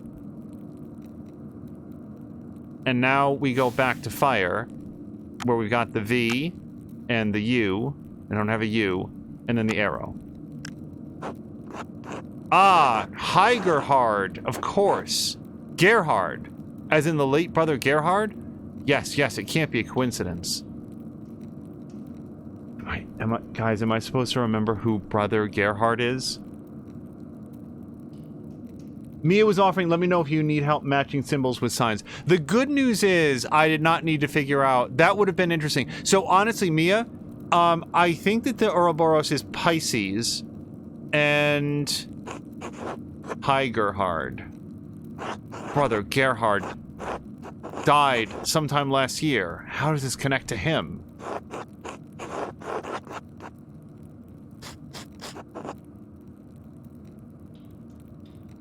Dude, I don't know.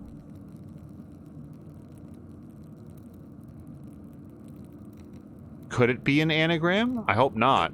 Harried, hardier. Where does the G go? God, I'm sure Adoc would know. Maybe it's not an anagram. Huh. Let me think. Did he use his name for an abbreviation? That's a lot of letters for an abbreviation. A cipher inside of a cipher? Perhaps. Don't know. Let me think. Why his name? And why Heigerhard? Dutch? No, not Flemish or French. Let me think. Wait, maybe it's an abbreviation and a name. Gerhard is the name. What's H-I? Hod Ignota? No. Okay, so I'm gonna fail at the Latin of it. Hinc Iliae Lacrimae? Oh my god, it's so much simpler. Hic Eoset.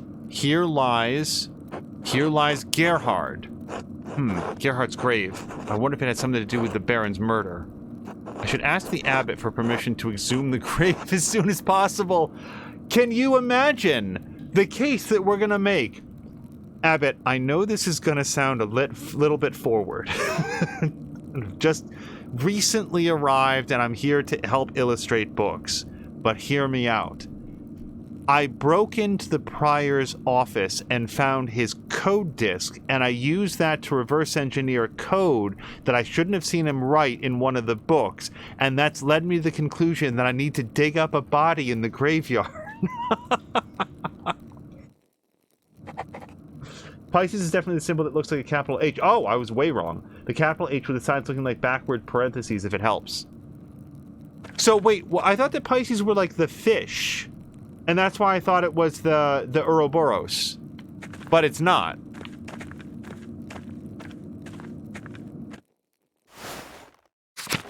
Okay, so let's just be clear. I need to go talk to the abbot.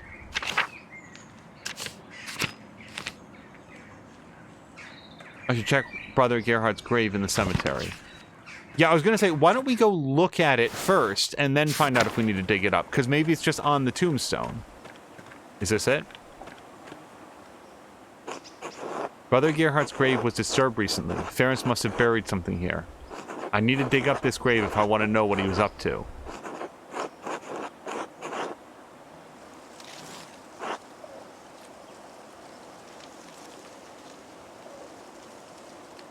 So here's the thing.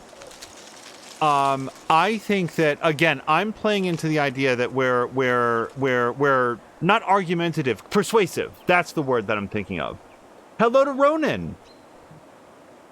Mia says they are fish, you're correct, but the symbol is somehow that H-looking thing. I'm amazed. Like, I'm glad that you know this, because I know nothing about this. Anyway, I think that I'm persuasive. Like, that's one of the powers that we got at the beginning. So I'm gonna go get Father Gernut's permission.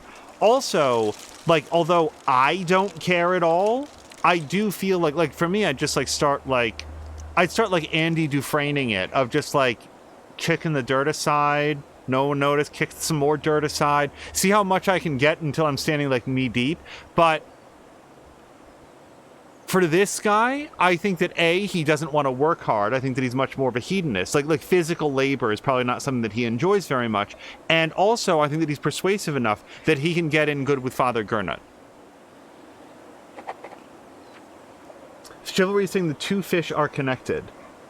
Like, so that's why the parentheses and then the line connects the two of them. Is that it, Chivalry? Also, Chivalry, so Mia said that you, like, know something about this, like, art style, this period in history. A monument to the founder of the abbey. It's fairly recent. I'm sure that's recent.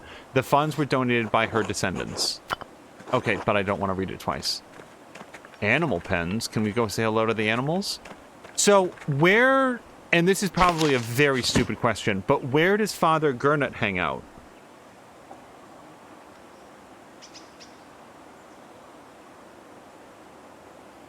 Prioress's house. The prior is Ference, so I'm looking for where, like... Oh, the abbot's house. There it is. Okay. So I actually am gonna go down to the animal pens then. The illumination says chivalry. Yeah, I know of this artistic style, but I don't know anything about it. I've now been exposed to it more in this video game than I have in the whole rest of the world. I do know what it... So, people are gonna laugh if I mispronounce this. This is the slaughterhouse. I just don't happen to know how to pronounce that word. I'd call it an abattoir, but that may be totally wrong. Fortunately, we're slaughtering pigs and no cows, so Moo and Grumpy don't have to worry.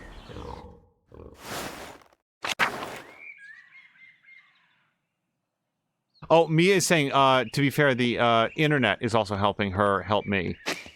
I wonder what recipes the brother have for peas. Gernot, there he is. Wait a second, what the hell's the difference between Gernot and Ference, then? Hold on, wait. I want to go to my journal. I want to see these people.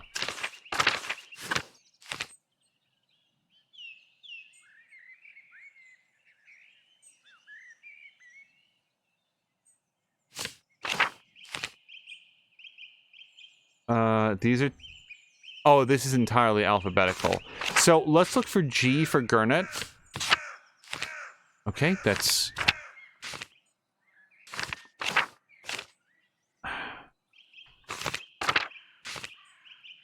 Okay, so that's for the Father Gurnet up there. The abbot of Cursu Abbey, Father Gurnet replaced the former, highly beloved abbot, Father Matthias. Gurnet is known in the abbey as a disciplinarian and in the town as a harsh landlord. He is struggling to fund the abbey as the scriptorium no longer generates much money. And then if we go... Now, hold on. How do I...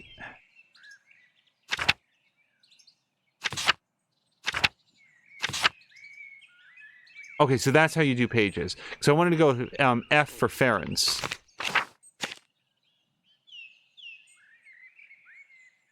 Okay. Ference has a beard. So I finally figured out why I had so much difficulty, like, differentiating these characters. They look very similar to me, and they have, like, the same color hair, I think. Oh, and Mia says that I pronounced it fine. Okay, that's good. I, like, legitimately didn't know. It's one of those words that I've seen, but not heard much. So, anyway, Ference has a beard, and if I go, what, down? Is it just down? The abbot does not. Okay. I'm not even sure if they look that much alike. Yeah, like, Ference there has a different, like, halo hairstyle. I just wasn't doing a good job of telling the difference between them. Okay, Gurnet. Andreas. I trust you are abiding by my command to leave Piero and the rest of the monastics in peace.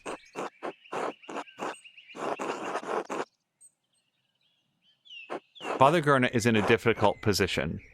He hasn't been at the abbot long, and he's young. The elder monks don't respect him. A friend of the Prince Bishop murdered under the roof of his abbey. It doesn't look good. If I represent a threat to the abbot's authority, he could expel me from the abbey, masterwork or not. I could lie and say I haven't investigated a single thing. But here's the problem. I'm about to ask him to let me dig up a grave. So to be like, yeah, no, I haven't done any investigation at all. By the way, like, that doesn't follow. So I am worried about getting expelled, but that I may never discover who really killed Lorenz, and Piero will die for it. I should be careful not to alienate Gurnet before the archdeacon arrives.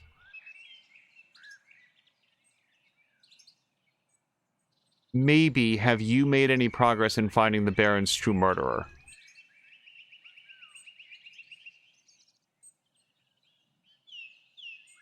Like, if I say this, I don't think that I'm going to have any hope at all of digging up the grave. So, I'm satisfied. I have the Baron's killer well in hand. And if I am not mistaken, truth is for the Archdeacon to uncover. Not a journeyman artist who is not even a part of this community.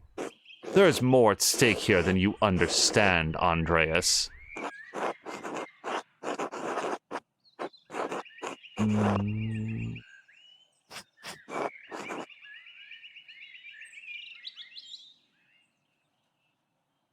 I feel like saying, well, I'm not the Lord, so I don't have a perfect understanding of all things. That feels like a dig at his religion, and that's not going to go over well. Appealing to his conscience might. I don't know what all he's up to, but if he cares at all about the religion that he claims to, then trying to clear the name of an innocent man might resonate with him. Which is why I've come to you with a request. And...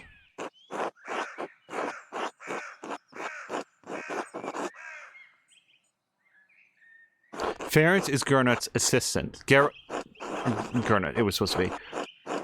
Suggesting Ference might have killed Lorenz might anger the abbot if the two are close. The brothers chose Gernot over Ference because they didn't find Ference trustworthy. Gernot might not either. I feel like that's the better play. It's possible that this guy is involved in it somehow. I don't know. What I do know is that I feel like we're not going to get permission to dig up a dead body or to dig around in a grave unless we provide an extremely compelling case, which means like putting all our cards out on the table.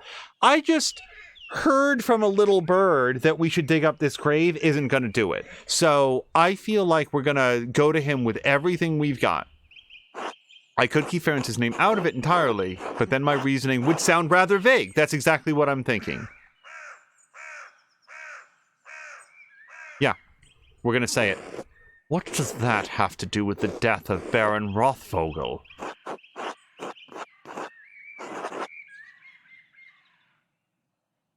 So here's the problem. If we had gotten conclusive proof from an autopsy saying that the stabbing wasn't the cause of death, then we could put that in here. Right now, we don't have any evidence that he was killed by anything other than the butcher knife or cleaver. It wasn't a cleaver. It was a steak knife or whatever. So, like, the idea that we can say that the weapon was in there, I don't think that's going to fly. So, this sucks, but again, we're going to be as clear as possible. Do you take me for a fool? I will not let you exhume Brother Gerhard's body on a hunch.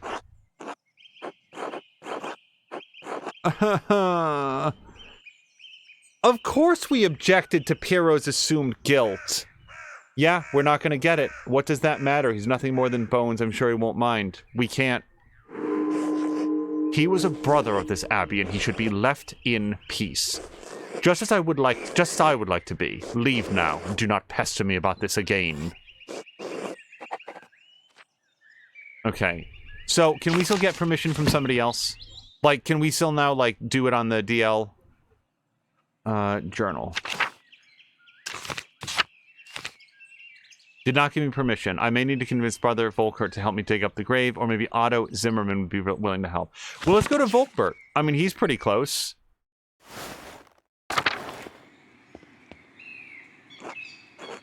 Good day, Andreas. Do you need something?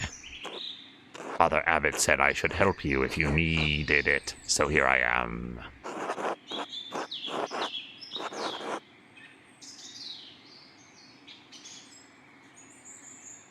Here's the thing, though. I don't want to lie to him and say that the abbot said that we should do this.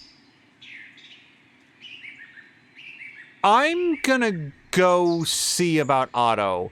Like, let's come back to this guy later. You'll let me know if you do. I want to do as Father Abbot asked. See, that's the problem. Like, I'm trying to remember exactly who Otto is, but if Volkbert helps us out, he gets, like, fired from the abbey or put to death or whatever they do. Otto may have fewer concerns about this. I have to confess, I have to remember who Otto is. Let's go to people. And Otto is this section.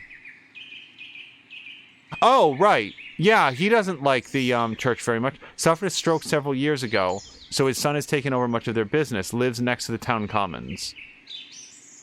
Okay. Well, that's old Otto. Maybe I met young Otto earlier.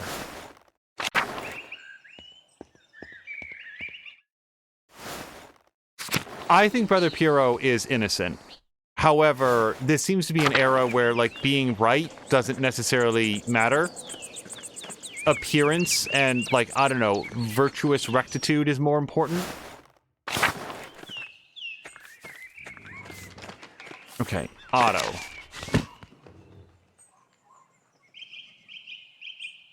I've already forgotten where it said that this dude lives.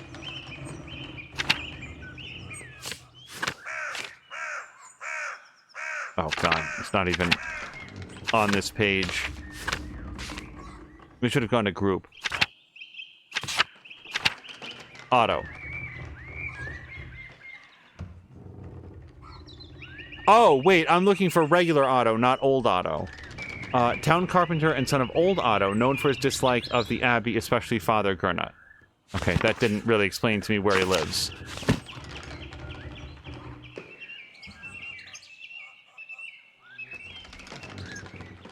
You guys, was his name on there? Did I miss the chance to look at his name? Group?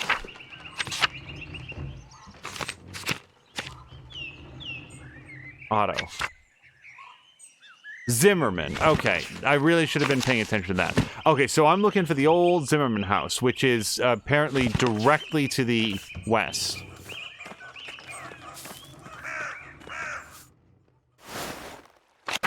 There he is. Afternoon, Andreas. Heard that Baron friend of yours was killed up at the abbey. Yeah, let's get right to it. My mentor, Brother Piero, has been blamed for the crime. One of the elder brothers, isn't he? Might have met him while I was replacing the scriptorium roof. Seemed an alright sort for a monk. Sorry to hear it. Anyway, did you need something? Otherwise, I've got things to do.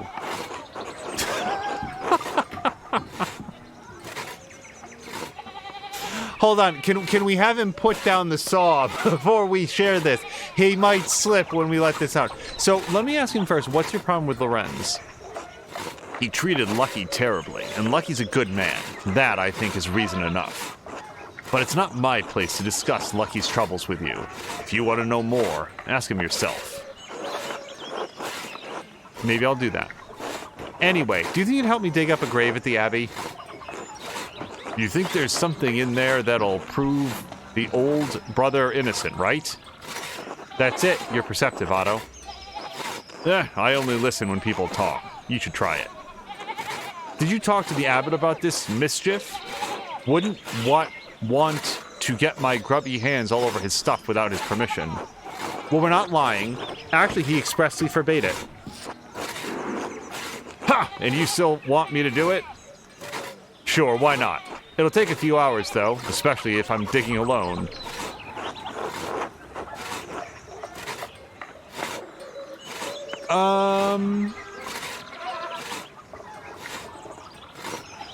I'm not going to question him about this. He's game. Why would I argue it with him? Hold on. Let's wait. I think we're going to go do it. Don't be too long. I've got actual work to do. Specifically, I want to look to see, is there anything else we can do before we spend time? She's usually in the prioress's house in the convent.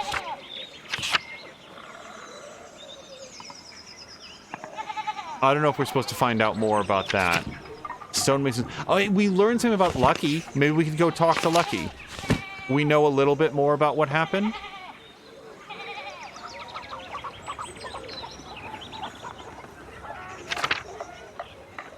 He might be due north of here. I don't think he'll want to talk to us about it, but I want to at least look.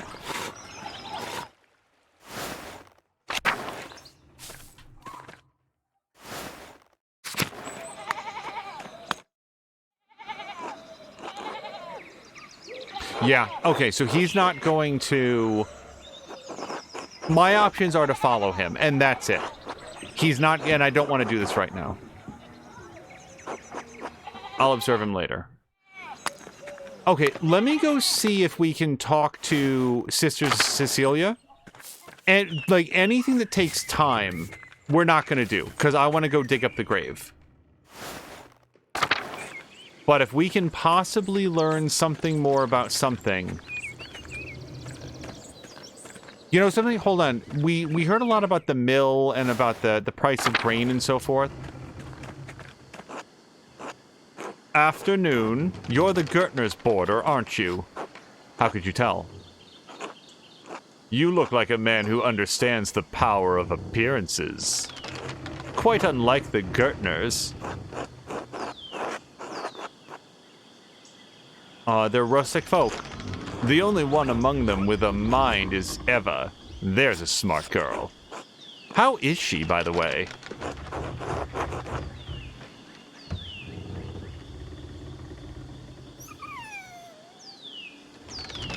She's fine, why? I feel like that's good and non-committal.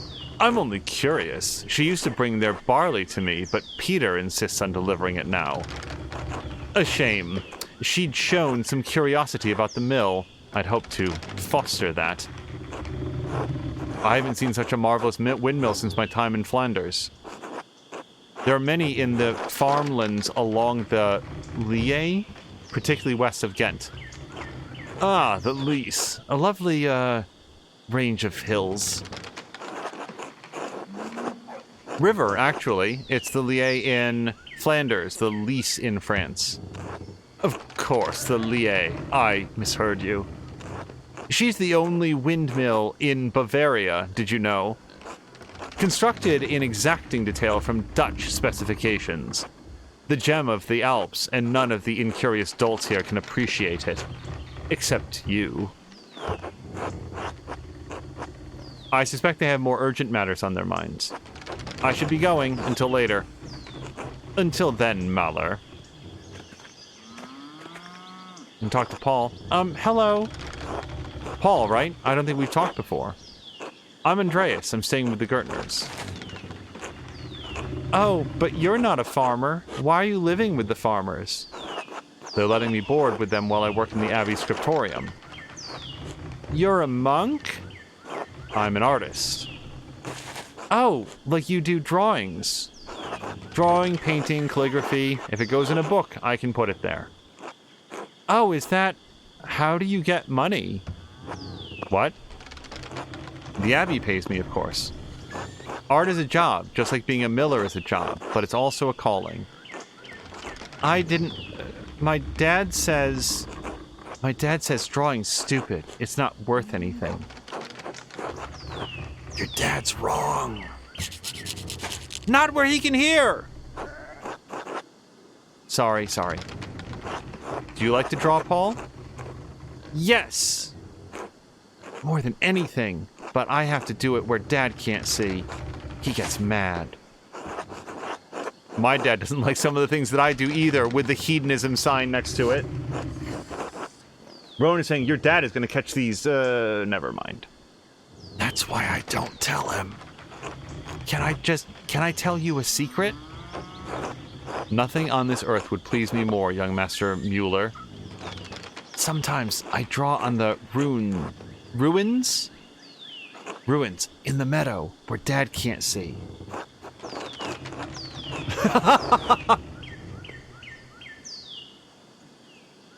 This might go a little over his head. The Romans would have been honored. They love defacing monuments. I don't know what that means. Don't worry about it. What do you draw? Cats, mom, I don't know, stuff. I probably shouldn't be talking to you. Dad won't like it. You're probably right. I'll go. Until later, Paul. And hey, keep drawing, okay? I will. Bye. Pet Staub. The pets in this game have great names. Staub, is this like a greyhound? It looks like the body shape looks like a greyhound to me. Fox says, Dance's drawing is stupid. Ronan about to paint with his blood. Hey, Elsa. Good afternoon. Ah! Forgive me, I've forgotten your name. I'm wounded. Call me Andreas. I hope I may call you Elsa? No! I mean, no, please. Not where my husband can hear. What is the matter with him? Let's move on, because she is nervous, and this is one of those situations where the more I stir up is the more that she's left with after I go. I'm gonna walk away, but if we do something to like antagonize him, then we leave her with him in a bad mood. He might just be like a jerk. Like, what I mean to say is, we've seen and heard absolutely nothing to make us think that this guy is abusive or anything. Not to say that all the men here might be abusive by modern standards. I have no idea.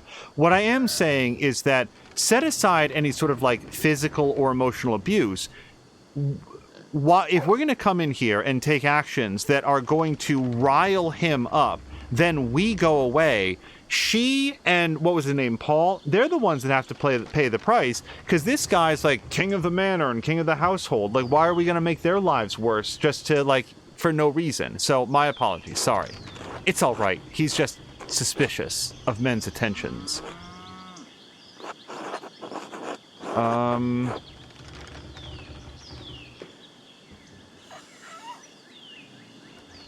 He has the right... Whoops!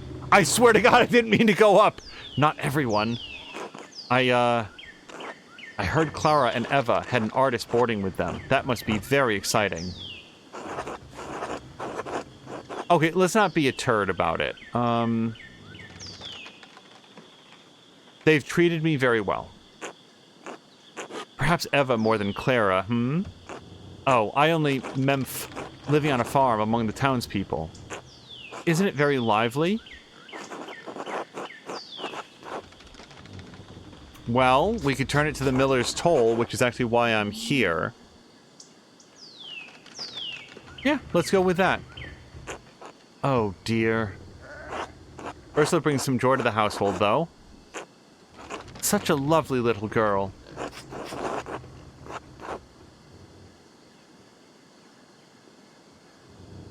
I don't see why he seems like a good kid is gonna, like, rile anything up. Paul is darling, but so shy.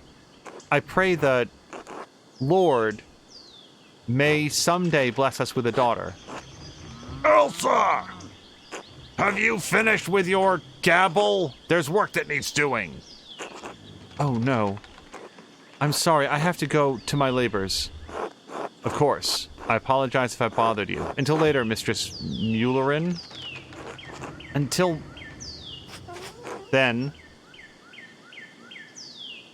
Okay, do we think glass windows probably made in the Low Countries? Paul made a mention of like drawing at the ruins, but like what he draws doesn't seem like it's gonna be anything revealing.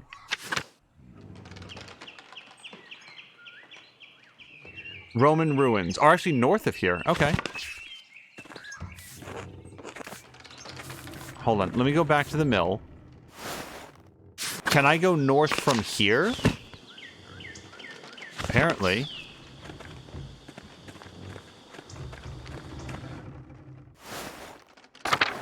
Oh, there's the drawings. These must be Paul's drawings. And I can't look at them beyond that. Collapse. This must have allowed access to the aqueduct. So, yeah, I had almost forgotten about that. That was another thing. Paul was the kid who said that he saw some, like, you know, a figure in white and a cultist. Oh, and you know what? We saw that too in episode 1. We saw that spirit running along the aqueduct. It feels weird to me that we can't look further into it, but I guess we can't.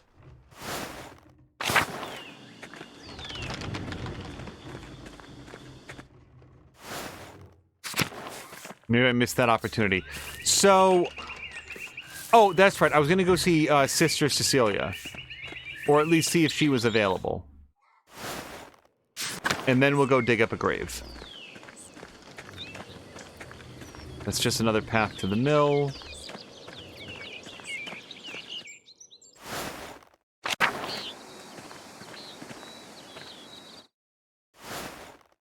And I think she hangs out over here.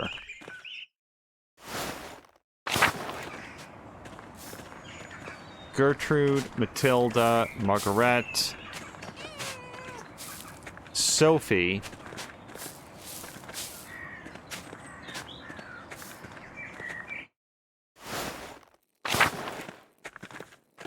I'm pretty sure I looked at that last time. This goes to convent or locked to men. Okay.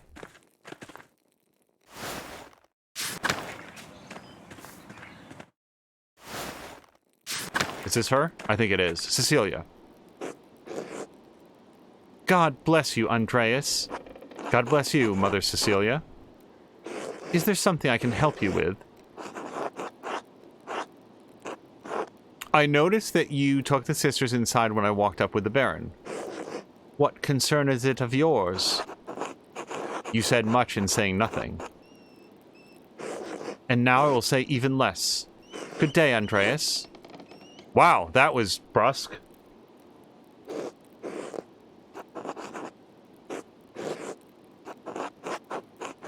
I need to talk to you again about the Baron, how you walked away with the sisters when he arrived.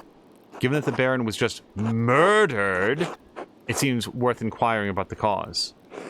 Why? Do you not trust in the abbot's judgment? It's not the abbot's judgment that matters, but the archdeacon's. All too true, but you must proceed carefully within your inquiries. The abbot does not want anything to interfere with the archdeacon's investigation. That includes you.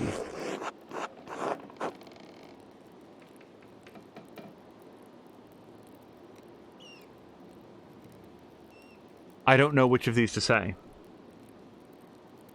The trouble with asking her how she feels about me interfering with it is that she might say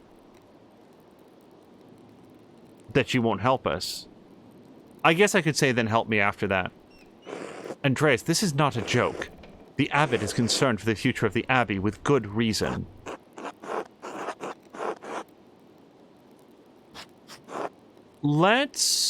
I feel like this is more emphatic, like it's more emotional. And she doesn't seem to be an excessively emotional person. So if we can speak to the logic of it, that might be a language that she hears better. Why should saving an innocent man's life threaten the abbey? It also, by the way, plays to her sense of morality, I would hope. If the Archdeacon leaves here without determining who killed Baron Rothvogel, it will draw the attention and ire of the Prince Bishop of Freising.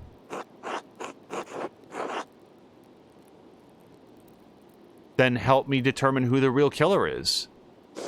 I am simply a nun. Why do you think I can help you?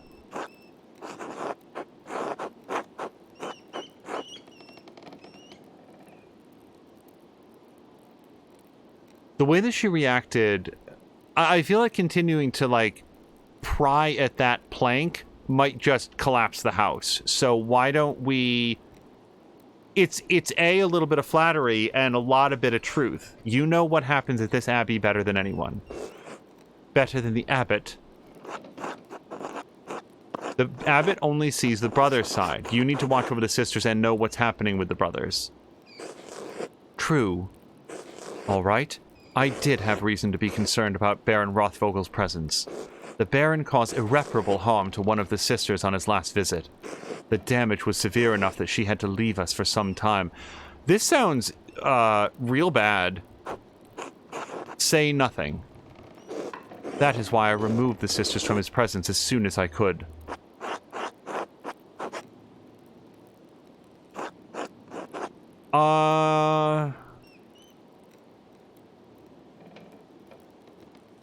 I don't want to imply... I feel like this runs the risk of... Are there any who wanted revenge? The trouble with that is that even if it's potentially true, which it is, that would put the nuns that are under the watchful eye of Sister Cecilia under suspicion. If they're under suspicion, that reflects badly on her, and forbid, heaven forbid that one of them actually did do it, her life could be forfeit there. So saying, are there any who might have wanted revenge, leads to a path of thought that is not conducive to further communication. Which sister can I speak with her? No, Andreas, I don't think that would be appropriate. Doesn't help me much if I don't know what happened or to whom.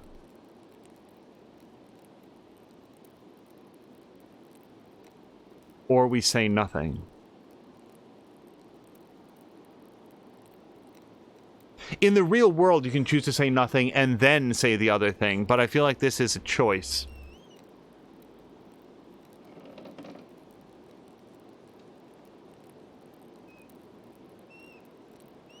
I'm going to...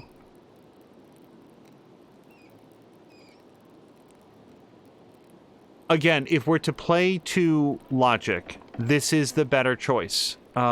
Saying nothing is more empathetic. It's understanding that this might be a very sensitive topic. I'm going to say nothing. I kind of want to say this. I'm going to say nothing. It is a painful memory, Andreas.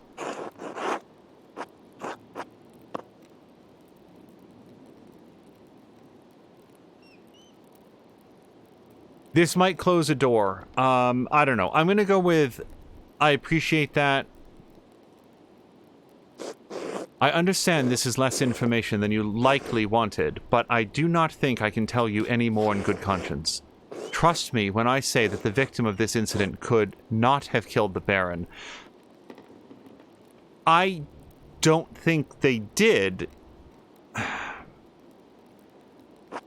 I need more than that. Are there any records on her on what happened? Yes, we keep records on all the sisters in the library. Not that it does you any good. You are not allowed. Could I ask Sister Illuminata to see them? We're thick as thieves, she and I. She won't give them to you. Our records aren't available for outsiders to look through. Sister Illuminata told me there's a secret entrance into the library. Oh? And do you know where it is? Say nothing. As I suspected. We're not gonna growl. Get out of here.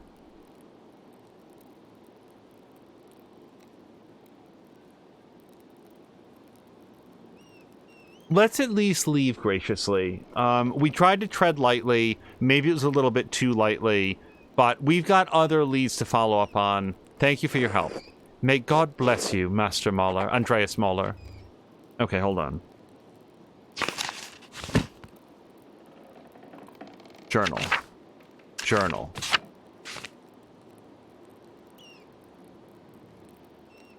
After talking with Mother Cecilia, it seems unlikely that she would have killed the Baron. I never thought that she did. Even so, she may be protecting someone else. She said that the Baron hurt one of the sisters years ago. There may be records on her in the library.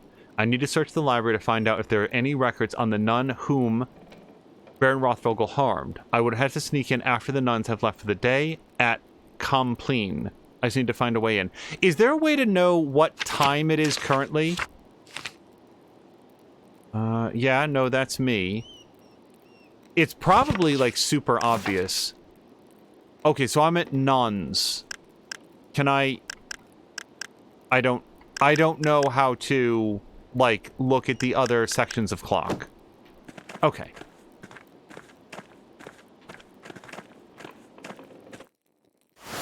So, let's go talk about digging up a corpse, and then, if possible, we'll come back and try to sneak into the library. I have absolutely no idea where to start doing that.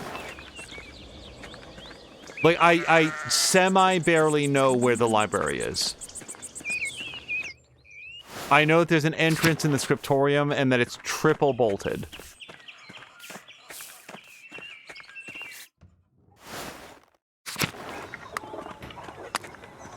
Wait, was Otto south of here? I think he was. Okay, I don't know where I'm going.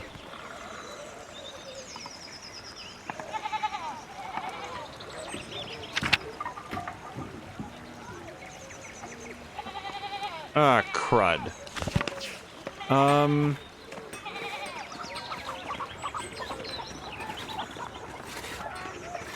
Oh, here he is. Okay, I was close.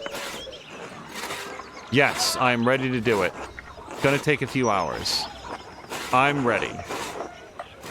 Fine, I'll grab my tools. My grave digging saw.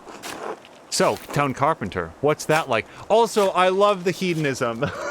Sitting down, watching him do the work. Exhausting, not unlike this here. Satisfying, too, to make things with my hands, to feel the sun on my neck and sap under my fingers. And I haven't fallen off a roof yet, so all in all, I can't complain. Being the only carpenter must keep you busy. Busy's one word for it, overwork's another. It was easier, my dad and I could do the work together, but since his stroke, It is what it is. but I like being a carpenter. It's necessary work, keeps me talking to everyone in town, and aware of what's troubling whom. Many people in passing are struggling, Andreas, the peasants especially. I heard as much from Clara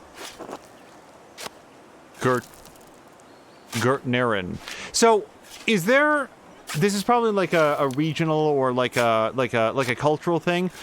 Why are they sometimes like Clara Gertner and now it's Clara Gertnerin? Is that like when it's?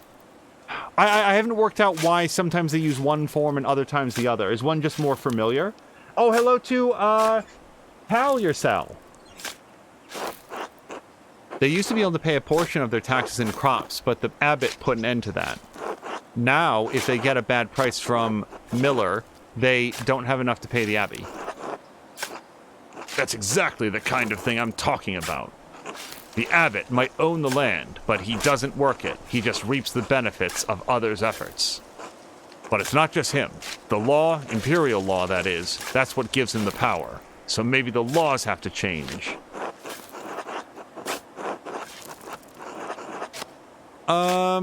So although this plays into our, like, law history, I happen to agree with Otto, so I'm gonna say somebody should do something about that.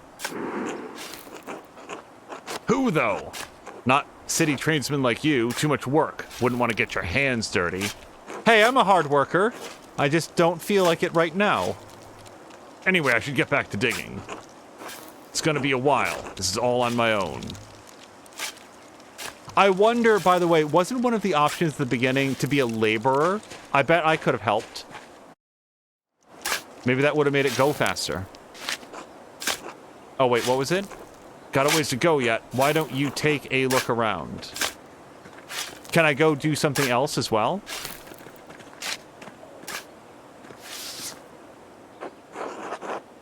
Oh, Father Matthias is here. With a wooden headstone, too. Things must be worse for the abbey than I thought. Shouldn't abbots be buried with more marble? The rest of the abbots are in the crypt or under the church. I took a look at them while inspecting the foundations with Andreas. Apparently we've never looked at Andreas, but I know who he is. Kirsau is built on top of an old Roman fort, not cheap to maintain by any means.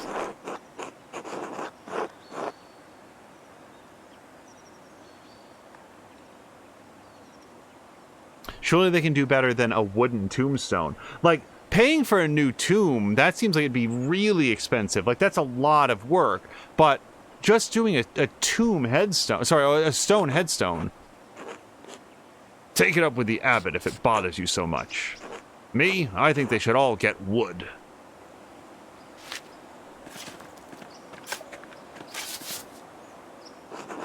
Sister Maria, the librarian, probably before your time. I was a boy when she passed. My brother spoke well of her, though. Said she reminded him of his own grandmother, a sweet woman who loved the Lord. I expect the abbot will have her dug up soon. What's that? The brothers and sisters are buried here until their bodies decompose. Then they're dug up and moved to the abbey's crypt. a ghoulish tradition. I've always thought, what's dead should remain buried. Sir, have you paid attention to what you're currently doing? But then, they don't have much space here, and many of the monks aren't long for death themselves, so...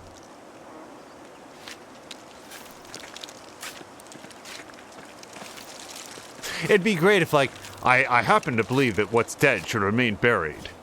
Wait, what am I doing? He just leaves. Mother Brunhilde Abatisa. I doubt anyone's in that one. Given the age, I'd guess she's long been moved to the abbey crypt by now. You worried Father Gernot might try to punish us for this? God willing, we'll be done before he finds out about it. So, you want me to speed it up? Sure, what do you care about my back? Christ!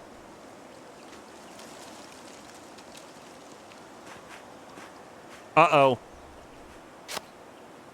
I can't move. We're getting ratted out. Short, angry monk coming this way. I'd better hide. Matthew's not going to like this. I could hide, but then I'd be putting hot... Yeah, that's what I was thinking. He's not going to be happy with me if he has to deal with Matthew on his own. No, we're not doing that. But this could be the clue that unlocks the truth about who killed Lorenz. What's a little trouble if it saves an innocent man's life? We're destined for an earful. I'm not hiding. That's a super shit thing to do.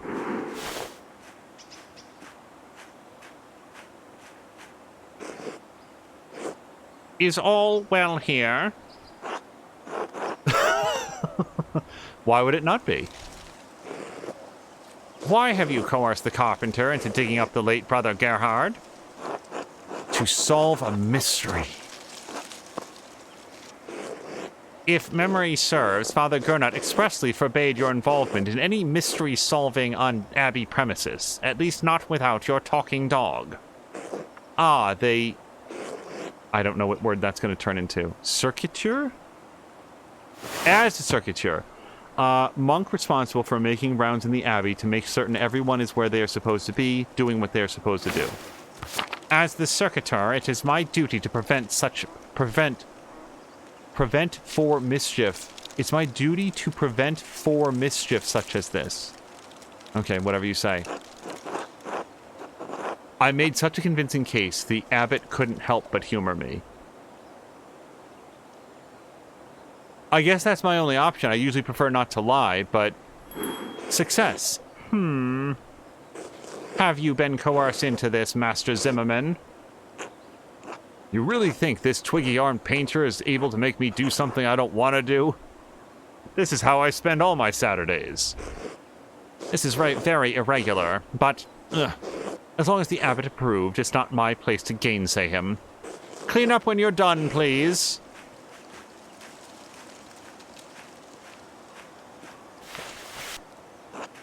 Is that going to cause problems for you? Proving Piero's innocence is what matters. I'm not worried about anything else.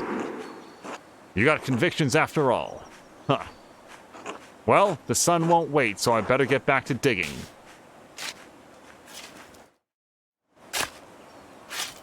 Oh, I guess I'll go look at more graves. Hey, look at this one! Okay, we already looked at that one. Hey, Otto! I'm looking at a grave! Brother Jacob from Colonia. Large, powerful, free imperial city on the river Rhine. Ren? I don't know how anything is ever pronounced. It is a major hub for commerce between Italy and the Netherlands. It is also a popular site for pilgrims, as its cathedral contains relics of 3 wise men represented as crowns on their arms. We spoke a couple times. He was a funny man, just about the only one of those monks with a sense of humor. A funny monk. I'm sad to have missed him. You know something? I do like talking about Piero because this guy's doing, like, really hard labor right now, and he's taking time off of his regular job. He probably has other work to do that this is going to set him behind. I feel like keeping the focus on the innocent man that is in grave danger is probably the way to go. If you say so. Jacob had a gift for manipulating his features and his voice to imitate the other monks. A man like that is wasted at an abbey. Well, I've reached the body, but... What, is something wrong with it? Looks fine enough, decay notwithstanding, but someone stuffed a sack under his ribs. Good God, let me see.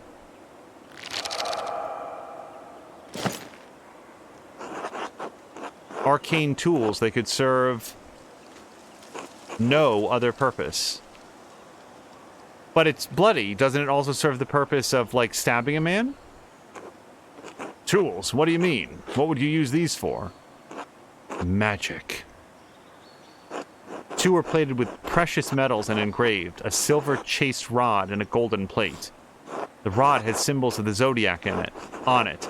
The plate has some script I don't recognize. Oh, I guess the knife could have also been used to do a murder. And a knife.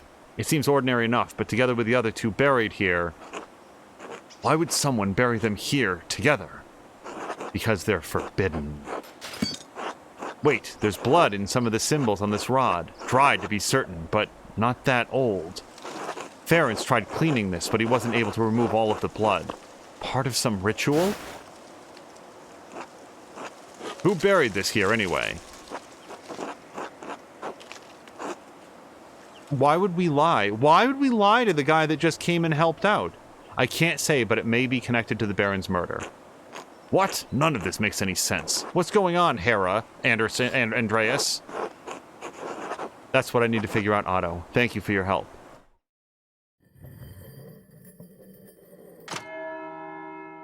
They should have put work in quotes there. Oh, and they really filled in. Look, they laid down new sod and everything.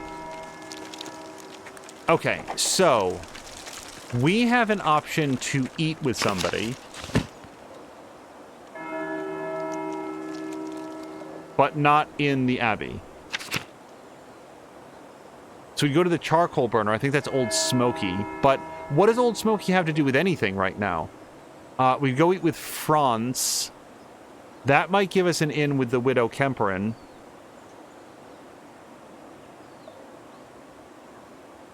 Dude, I don't know.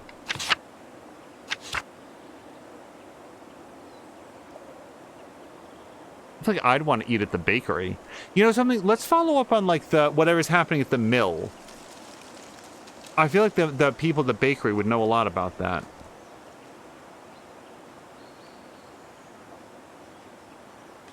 You know something? I could also go and eat with Otto.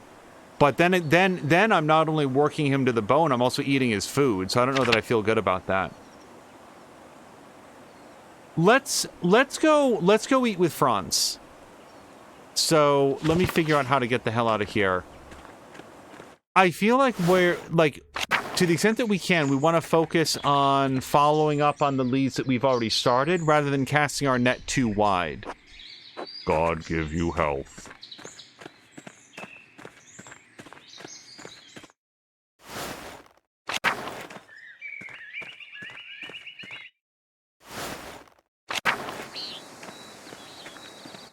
And then after the sun goes down, I guess we're going to try to break into the library. But I really don't even know where to get started. I was about to think, should I go back and try to talk to Sister Illuminata? But when it's meal time, it feels like all you can do is meal. Okay, hold on. I want to go to...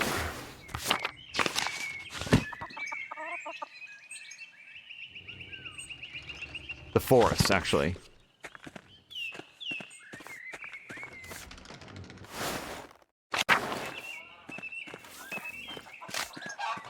Have I ever even met Brigitte? I would wish you a good day, Andreas, but I fear that would be a lie. Has something happened? Martin's gone missing. Cat is beside herself.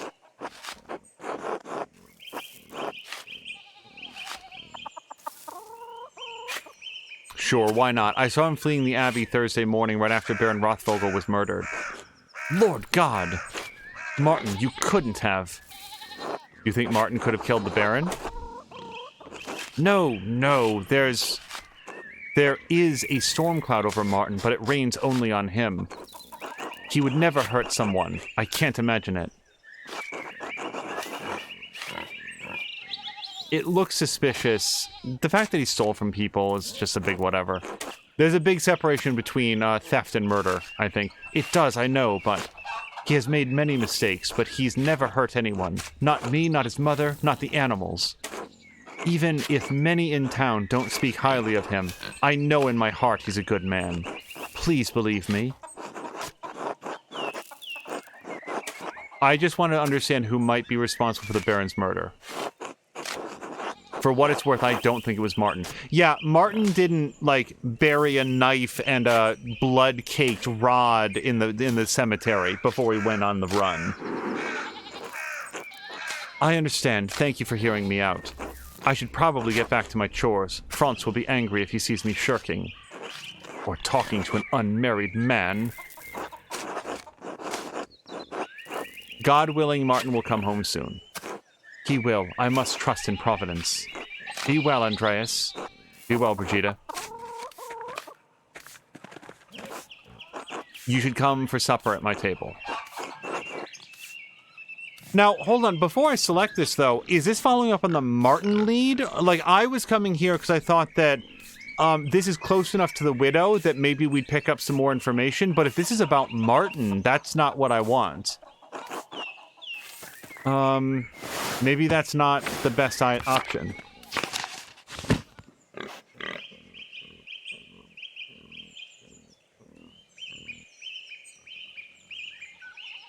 Screw it. I'm gonna have dinner here. If it's about Martin, then it's about Martin.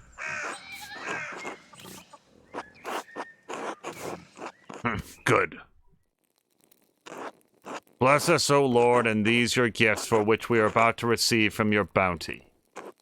Through Christ our Lord, amen. Amen. Wah. Shh. Amen. Amen. You're a respectful man, Andreas. Your parents discipline you?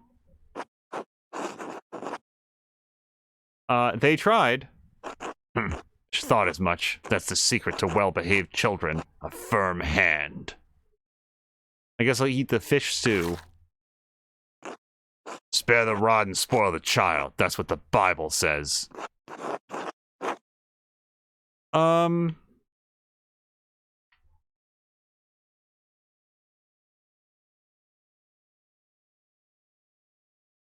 Bible does say a lot of things. The trouble is, this guy invited me into his home to share a meal. Granted, I had other invitations. Screw it. Andreas isn't going to be, isn't going to shy away from this. The Bible says a lot of things. Does it say anything about being a good guest? Wah. Maybe if Wolf cried less, Martin wouldn't have felt the need to run off! I'm sorry, I'll try to keep him quiet. Wah. This goddamn racket is giving me a headache. Hey, sir, I have a wooden spoon that I can shove real far. Sniff, sniff. There you go, sweet boy. Finally. It's too goddamn cold in here. Cat, you'll get some firewood after the meal. I'm losing my appetite, honestly. I guess we'll have a hand pie. Yes, of course. Only... What? You got an excuse now? Little tummy ache? Need to lie down? I worry Ottilia will come back. The widow Kemperin, has she been bothering you? I found her collecting firewood on our land. I asked her to leave because... Because I pay the goddamn taxes on that firewood. And she shouted at me, quite forcefully. She's going through a difficult time. Soon she'll have to forfeit her home. Well, that's not my fucking problem, is it? If she wanted to keep her house, she should have had a few more sons. I guess say nothing is my only option here. Cat did! Why couldn't that old bat? You tell him, Cat. So this dinner sucks. Wah! Sorry. Come now, little bear, it's all right. You're a good boy, aren't you? Sniff, sniff.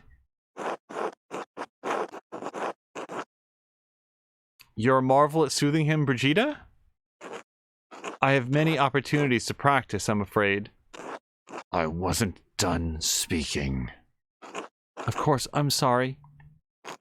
Now, you tell him, Cat. Tell him how you chose to have a son and did. I prayed daily for a son, and then I had Martin. That's right, just as I told you. You and Hetty both. My brother's wife can name the...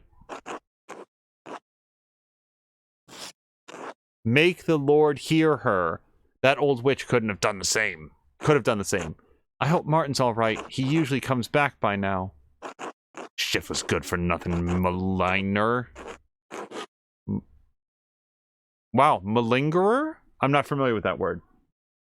He better come back so I can beat the pants off him. Johann would never have let his boy get away with this shit. My brother knows how to raise an obedient son. Speaking of malingering, we've all got work to do, enough sitting around.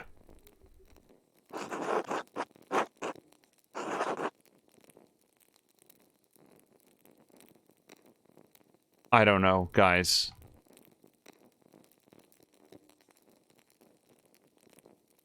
I don't know. I'm just gonna go. See yourself out then.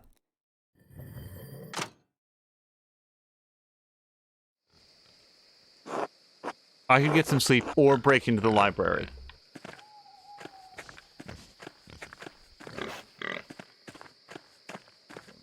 So, just like I said that there wasn't any evidence that the miller was, like, abusive, I feel like we got a pretty clear idea on how that guy feels about taking a firm hand to those in his home. There doesn't seem to be a lot that Andreas can do about that. It's not the sort of situation that you defeat with a strong and well-reasoned argument. And in this era, you don't get to report it to the authorities either. The Loquarium.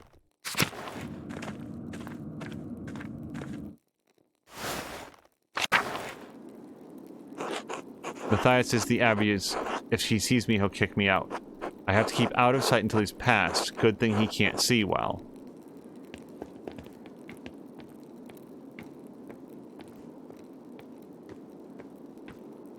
I'm just not going to touch the controller.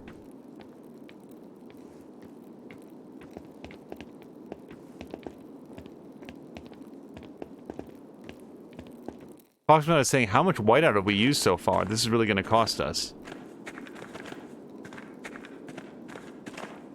Dormitory, Old Bailey, Sacristy. I don't know what that is. So I guess we can go down to the crypt. If this is an old... This is built on top of like an old Roman fort or something. If there's going to be a secret passage, you would expect it to be in the crypt. I don't know what this is. The foundations of the Abbey were built when the Romans occupied this land, not long after the death of Christ. These tomb markers go back centuries, all the way to the founding of the Abbey. Abbot Dietrich, from the height of Kirsau's power in the 14th century, those days have long passed. It's a lovely relief of the Virgin and Child. Shame it's hidden down here. What's this? That was it. Now what? Wow, that was super easy.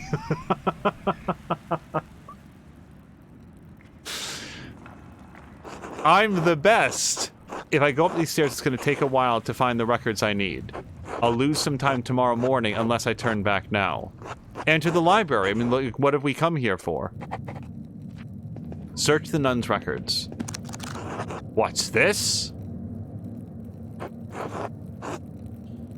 Okay. That means on the Herbs of Wales. The writer is Cadfelius of Salopia. I don't believe I've heard of him. Mugwort and Butcher's Broom. I'm not familiar with their properties, but they sound extraordinary. A beautifully illustrated book, and the author appears to be speaking from his own personal experiences. A wonderful hidden treasure for the Abbey. There are a lot of herbs, like, around that Andreas can look at. I don't know if they're going to be relevant to the... Okay, there has to be at least one additional thing to look at in here.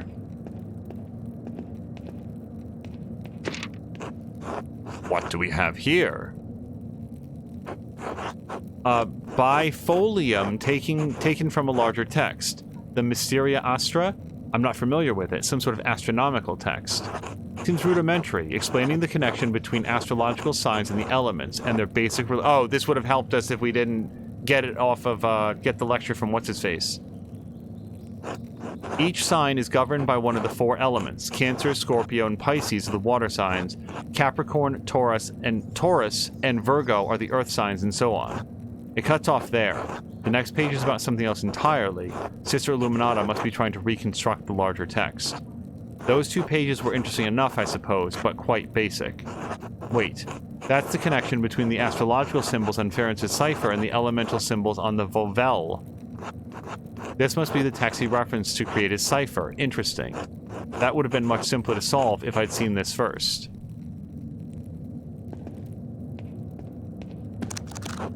This is most curious.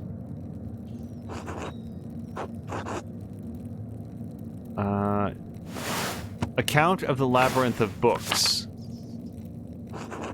I wonder what secret text could be hidden in such a place.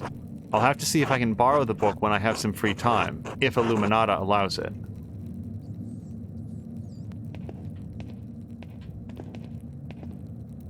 Oh, that's weird. That he goes in front of the lantern, but the flame doesn't.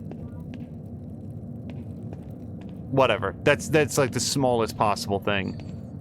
Like, it doesn't happen with most light fixtures. It's just a small bug at that particular location. This looks promising. The familiars of the Sisters of Kierstow Abbey. Yes. Well, I don't speak enough of this looks to be Latin to know where to start. So, we know it was several years ago, so I'll just start at the beginning.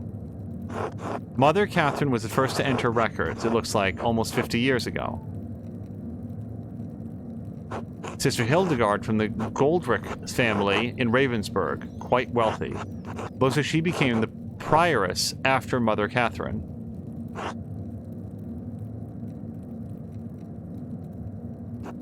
Sister Cecilia Adelheit? Oh, this is Mother Cecilia's records.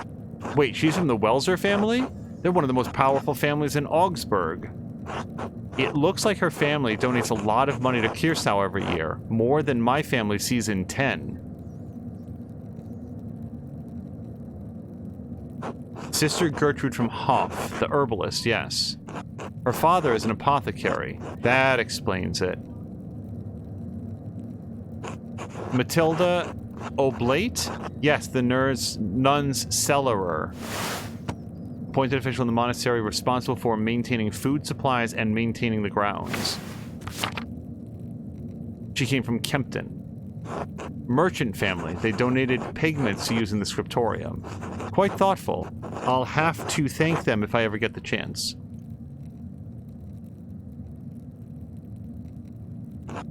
This note says Sister Matilda left the Abbey for several months. Why would she go to a hermitage?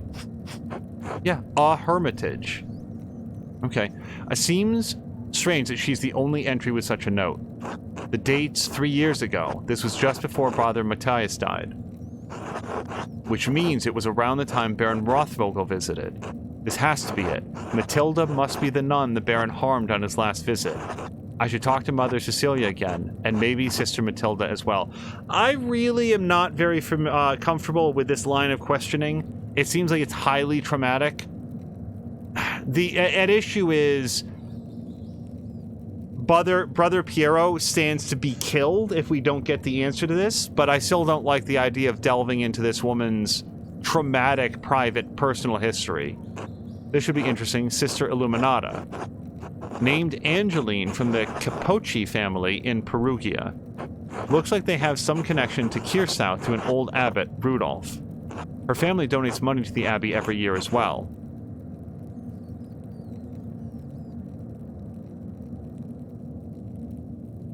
Sophie from Bergeets.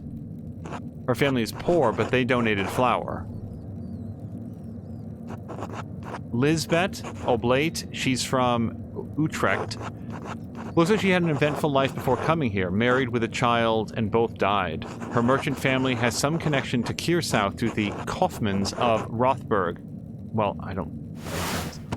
free imperial city and home of several chivalric orders and monasteries. The city was a gathering point for pilgrims, Catholic and Protestant alike.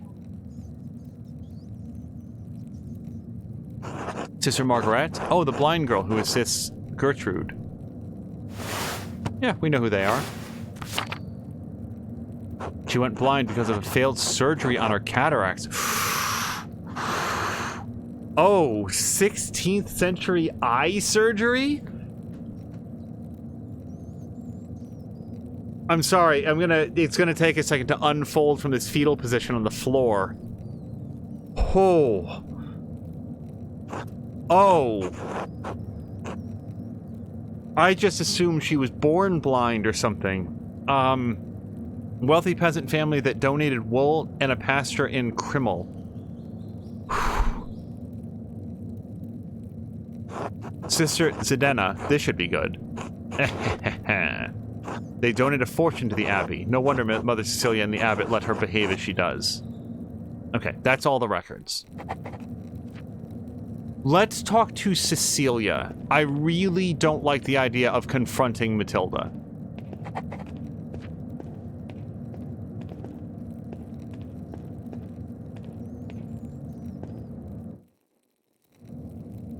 Huh?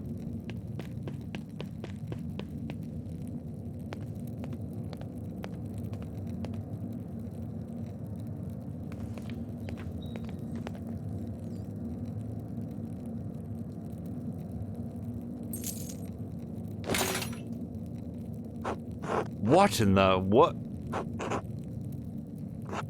Shit.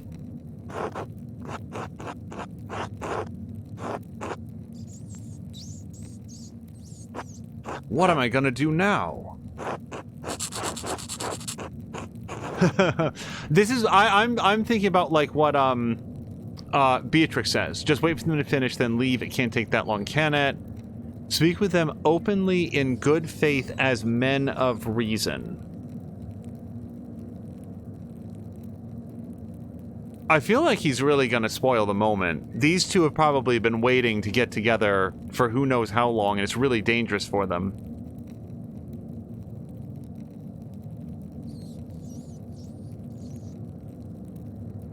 The trouble is, if we might lose even more time tomorrow. I'm going to announce myself. Also, it's super creepy to be like waiting there. I'm just saying, like, if Andreas steps forward and then he's like, dude, I don't care. I'm just leaving. You're never gonna hear about it from me. You go on. I didn't see or hear nothing. I'm out. I'm just letting you know. I'm out. Doesn't matter to me. Hopefully that'll be okay. We're gonna try it. I don't know.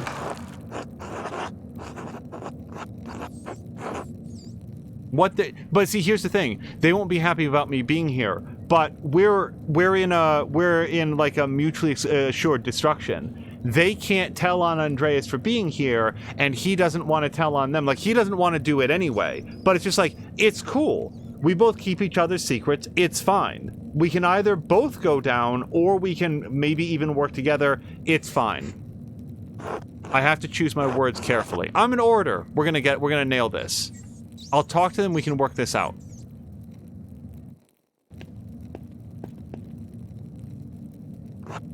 Oh, well, hello. Goob evening. What? What are you doing here? Andreas, what is the meaning of this? Did you follow us in here?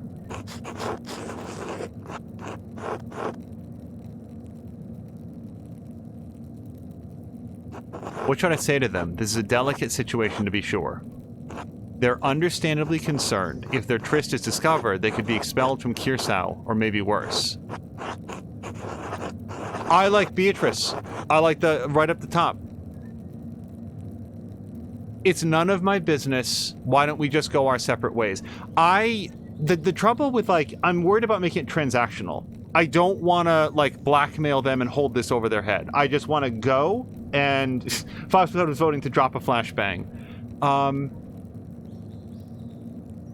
I do favor the truth, though. No, I'm going to go with what Beatrice says. That might assuage both of their concerns. I assume Matthew will be the more concerned of the two, but maybe we can work something out.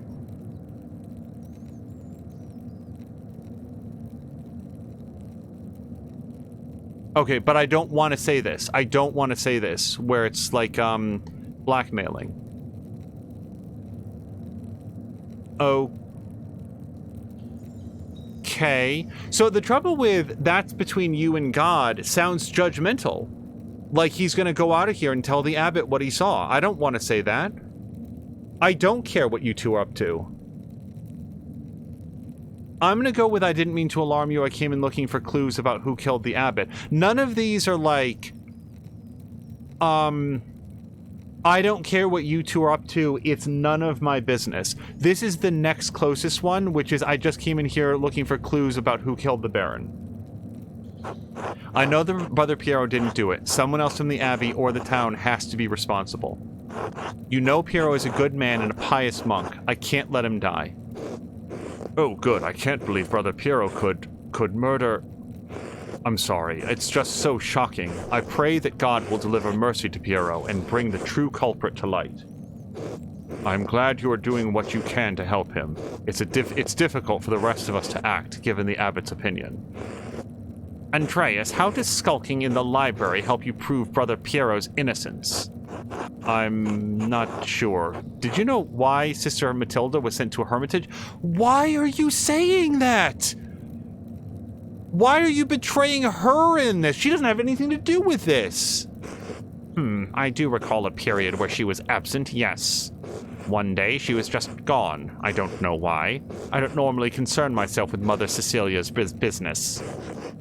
I never spoke with her, but Wolslaw told me that she was sent away to a hermitage for her health. Ridiger! Why does Wolslaw know about Matilda's whereabouts? I don't feel like I've seen Wolslaw anywhere. They are both cellars and have reason to go to town on behalf of the Abbey. Just as you have more contact with Sister Illuminata than I, Brother Wolslaw has more contact with Sister Matilda. In any event, I wish you good fortune with proving Brother Piero's innocence. I trust you to keep this... I trust you will keep all of this to yourself. All of what? What are you talking about? Fine. We should go. Good night, Andreas.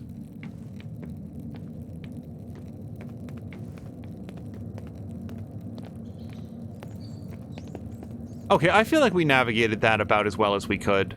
Maybe the between you and God part wasn't supposed to be like a veiled threat. That's what I was worried about it. Yes, Mia, we're going to be wrapping up and joining you for Kyber Shards in just a few minutes. I think it'll save here.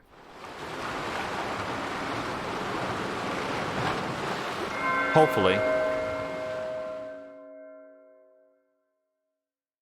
I don't know what that means.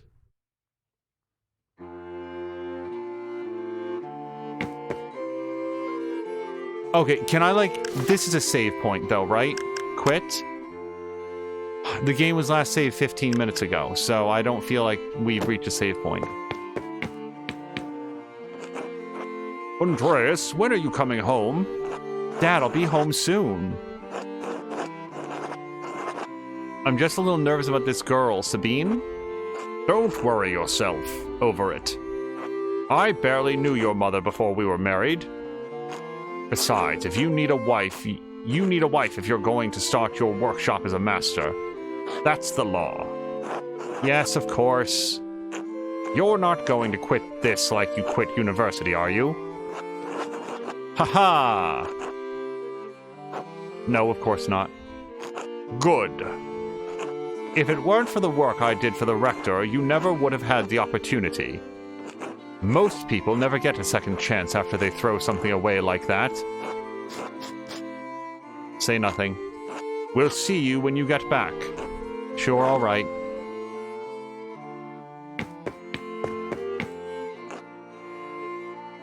Oh, it's you. I only have the picture of you, the one my brother Daniel made. I really don't have any idea what you're like. Do you really want to get married to a... Well, no, let's ask her what she's like. Please don't imagine me telling you in your own mind. Why? You'll imagine I'm wonderful, or imagine I'm horrible. Either way, it's not fair to me, is it? The real you? To none of us. There. I'll see you soon, Andreas, for real, I mean. I suppose that's true. Until then.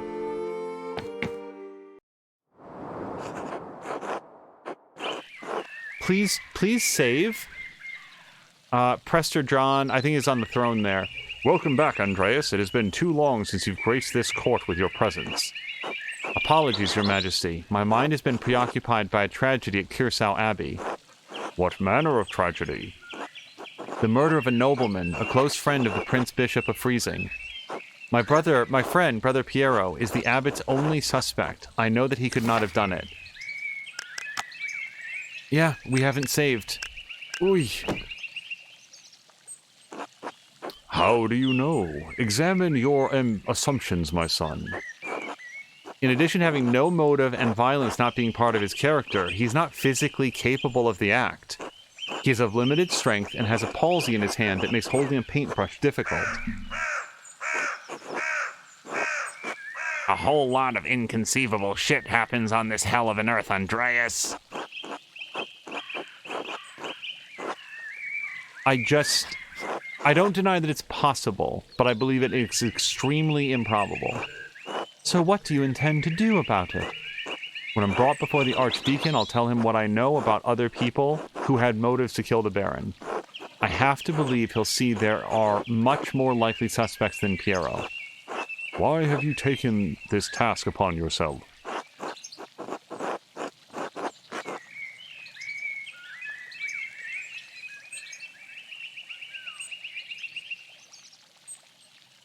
I want to save his life. He has nobody else to help him. Your love for and devotion to him speak well of your character. A man who is humble before his elders honors also his gods. Of course you'd say that, old man. He is right, though. If Andreas doesn't help him, no one will. Exactly. I understand why the brothers and sisters cannot act against the abbot, but I must do something.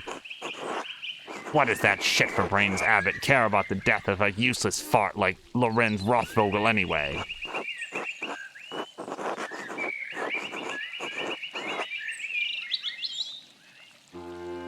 I'm not sure that he did have many good qualities, honestly. He was smart and well educated, mostly afforded to him by his education. But what we know is that he beat the widow's husband to within an inch of his life, and allegedly did something really bad to Matilda that she had to leave the convent for a while.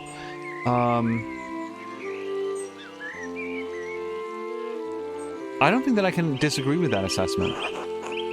I didn't ask you to agree with me. If you can't think for yourself, you're no better than them, asshole. In any case, Andreas' ability to prevent Piero's death depends on the judgment of the Archdeacon.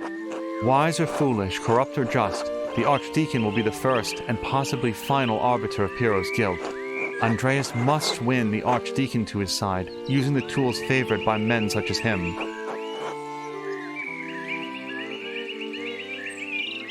Reason, I feel like, because that's how I've tried to play. And honesty. We've driven really hard on honesty. I'm gonna say honesty. You must be honest in all things, Andreas, but many are not willing to accept the truth, and the cost of honesty can be high. Reason. Pa, when was the last time you met a man who was truly ruled by reason? Wisdom? Wisdom can be shared, but the audience may not comprehend it. Then authority.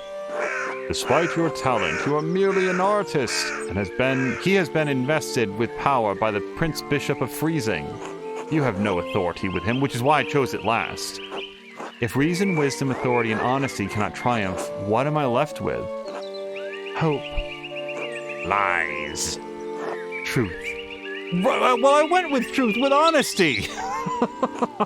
Above all, faith in Providence. Well, what do you plan to tell the Archdeacon, Andreas?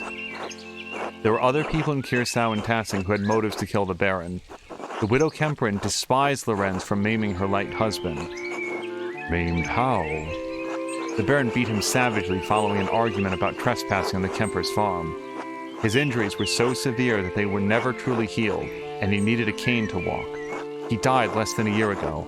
Ottilia is certain it's because of the wounds he received that day. Why did the two quarrel? My understanding is that it was simply an argument about trespass that got out of hand. And now I suppose she will lose their home. My apologies. His home. For what reason? Should an aged widow not live out her remaining days in peace? She should, but she won't. She didn't squeeze out any little Kempers for old Renning, so away the house goes. Yes, because women must fight to own property. We exist on the sufferance of men. I don't like we must apply.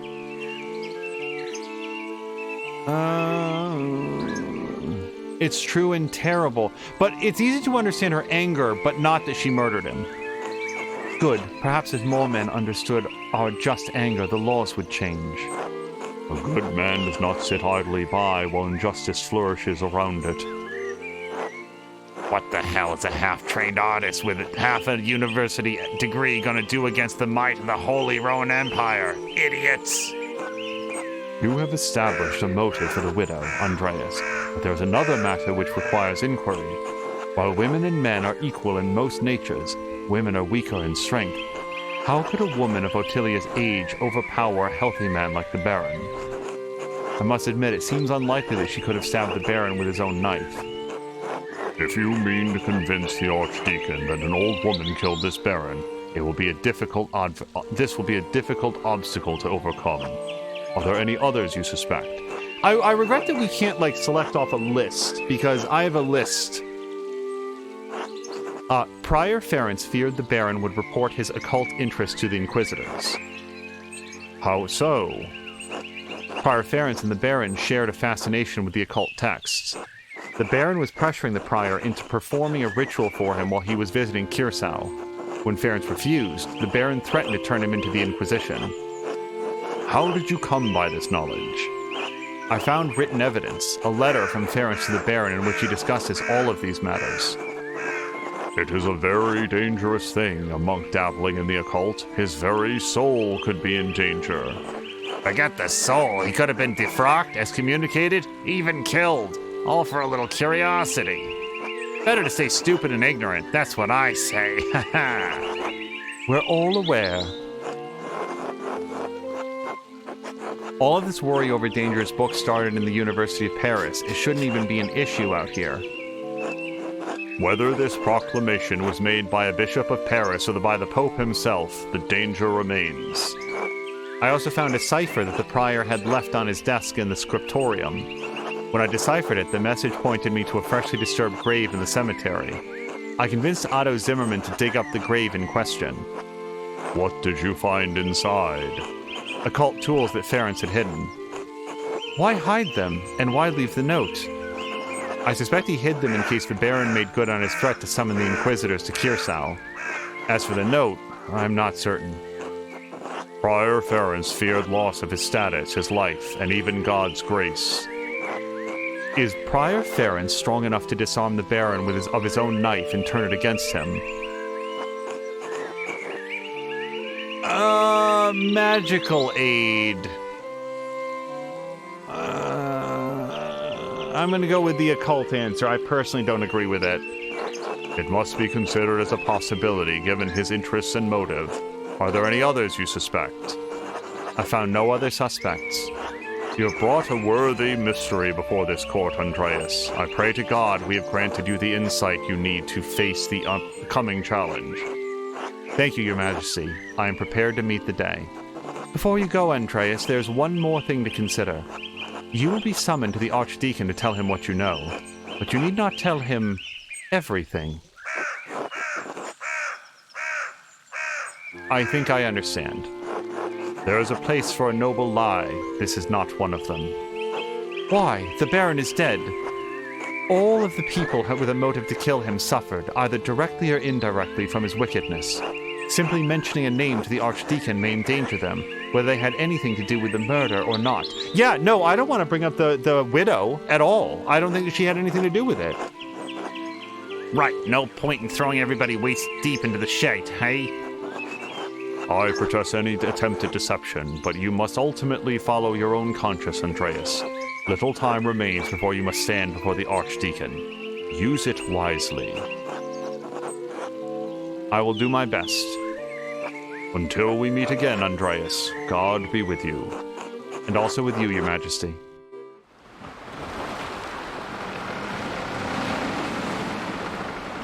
Okay, I very much needed to save. What is this? Why are we skipping the entire morning? Oh, because I was out late. Right, we lost the time period. Okay, it just saved. So now, 5 seconds ago. Okay, so that... Oh, that kicked us all the way out. Okay, so please apologize for the... please forgive the black screen. We're going to go find somebody fun to raid, and it feels like the next episode might be the last one. So we'll find out if that's true, and until then, we'll go find somebody fun to raid, and hopefully see you guys a little bit later this week for what might be the conclusion of the game I'm playing. Pentiment is the name of it. Until next time, you guys, thank you so much, and I hope you have a great night.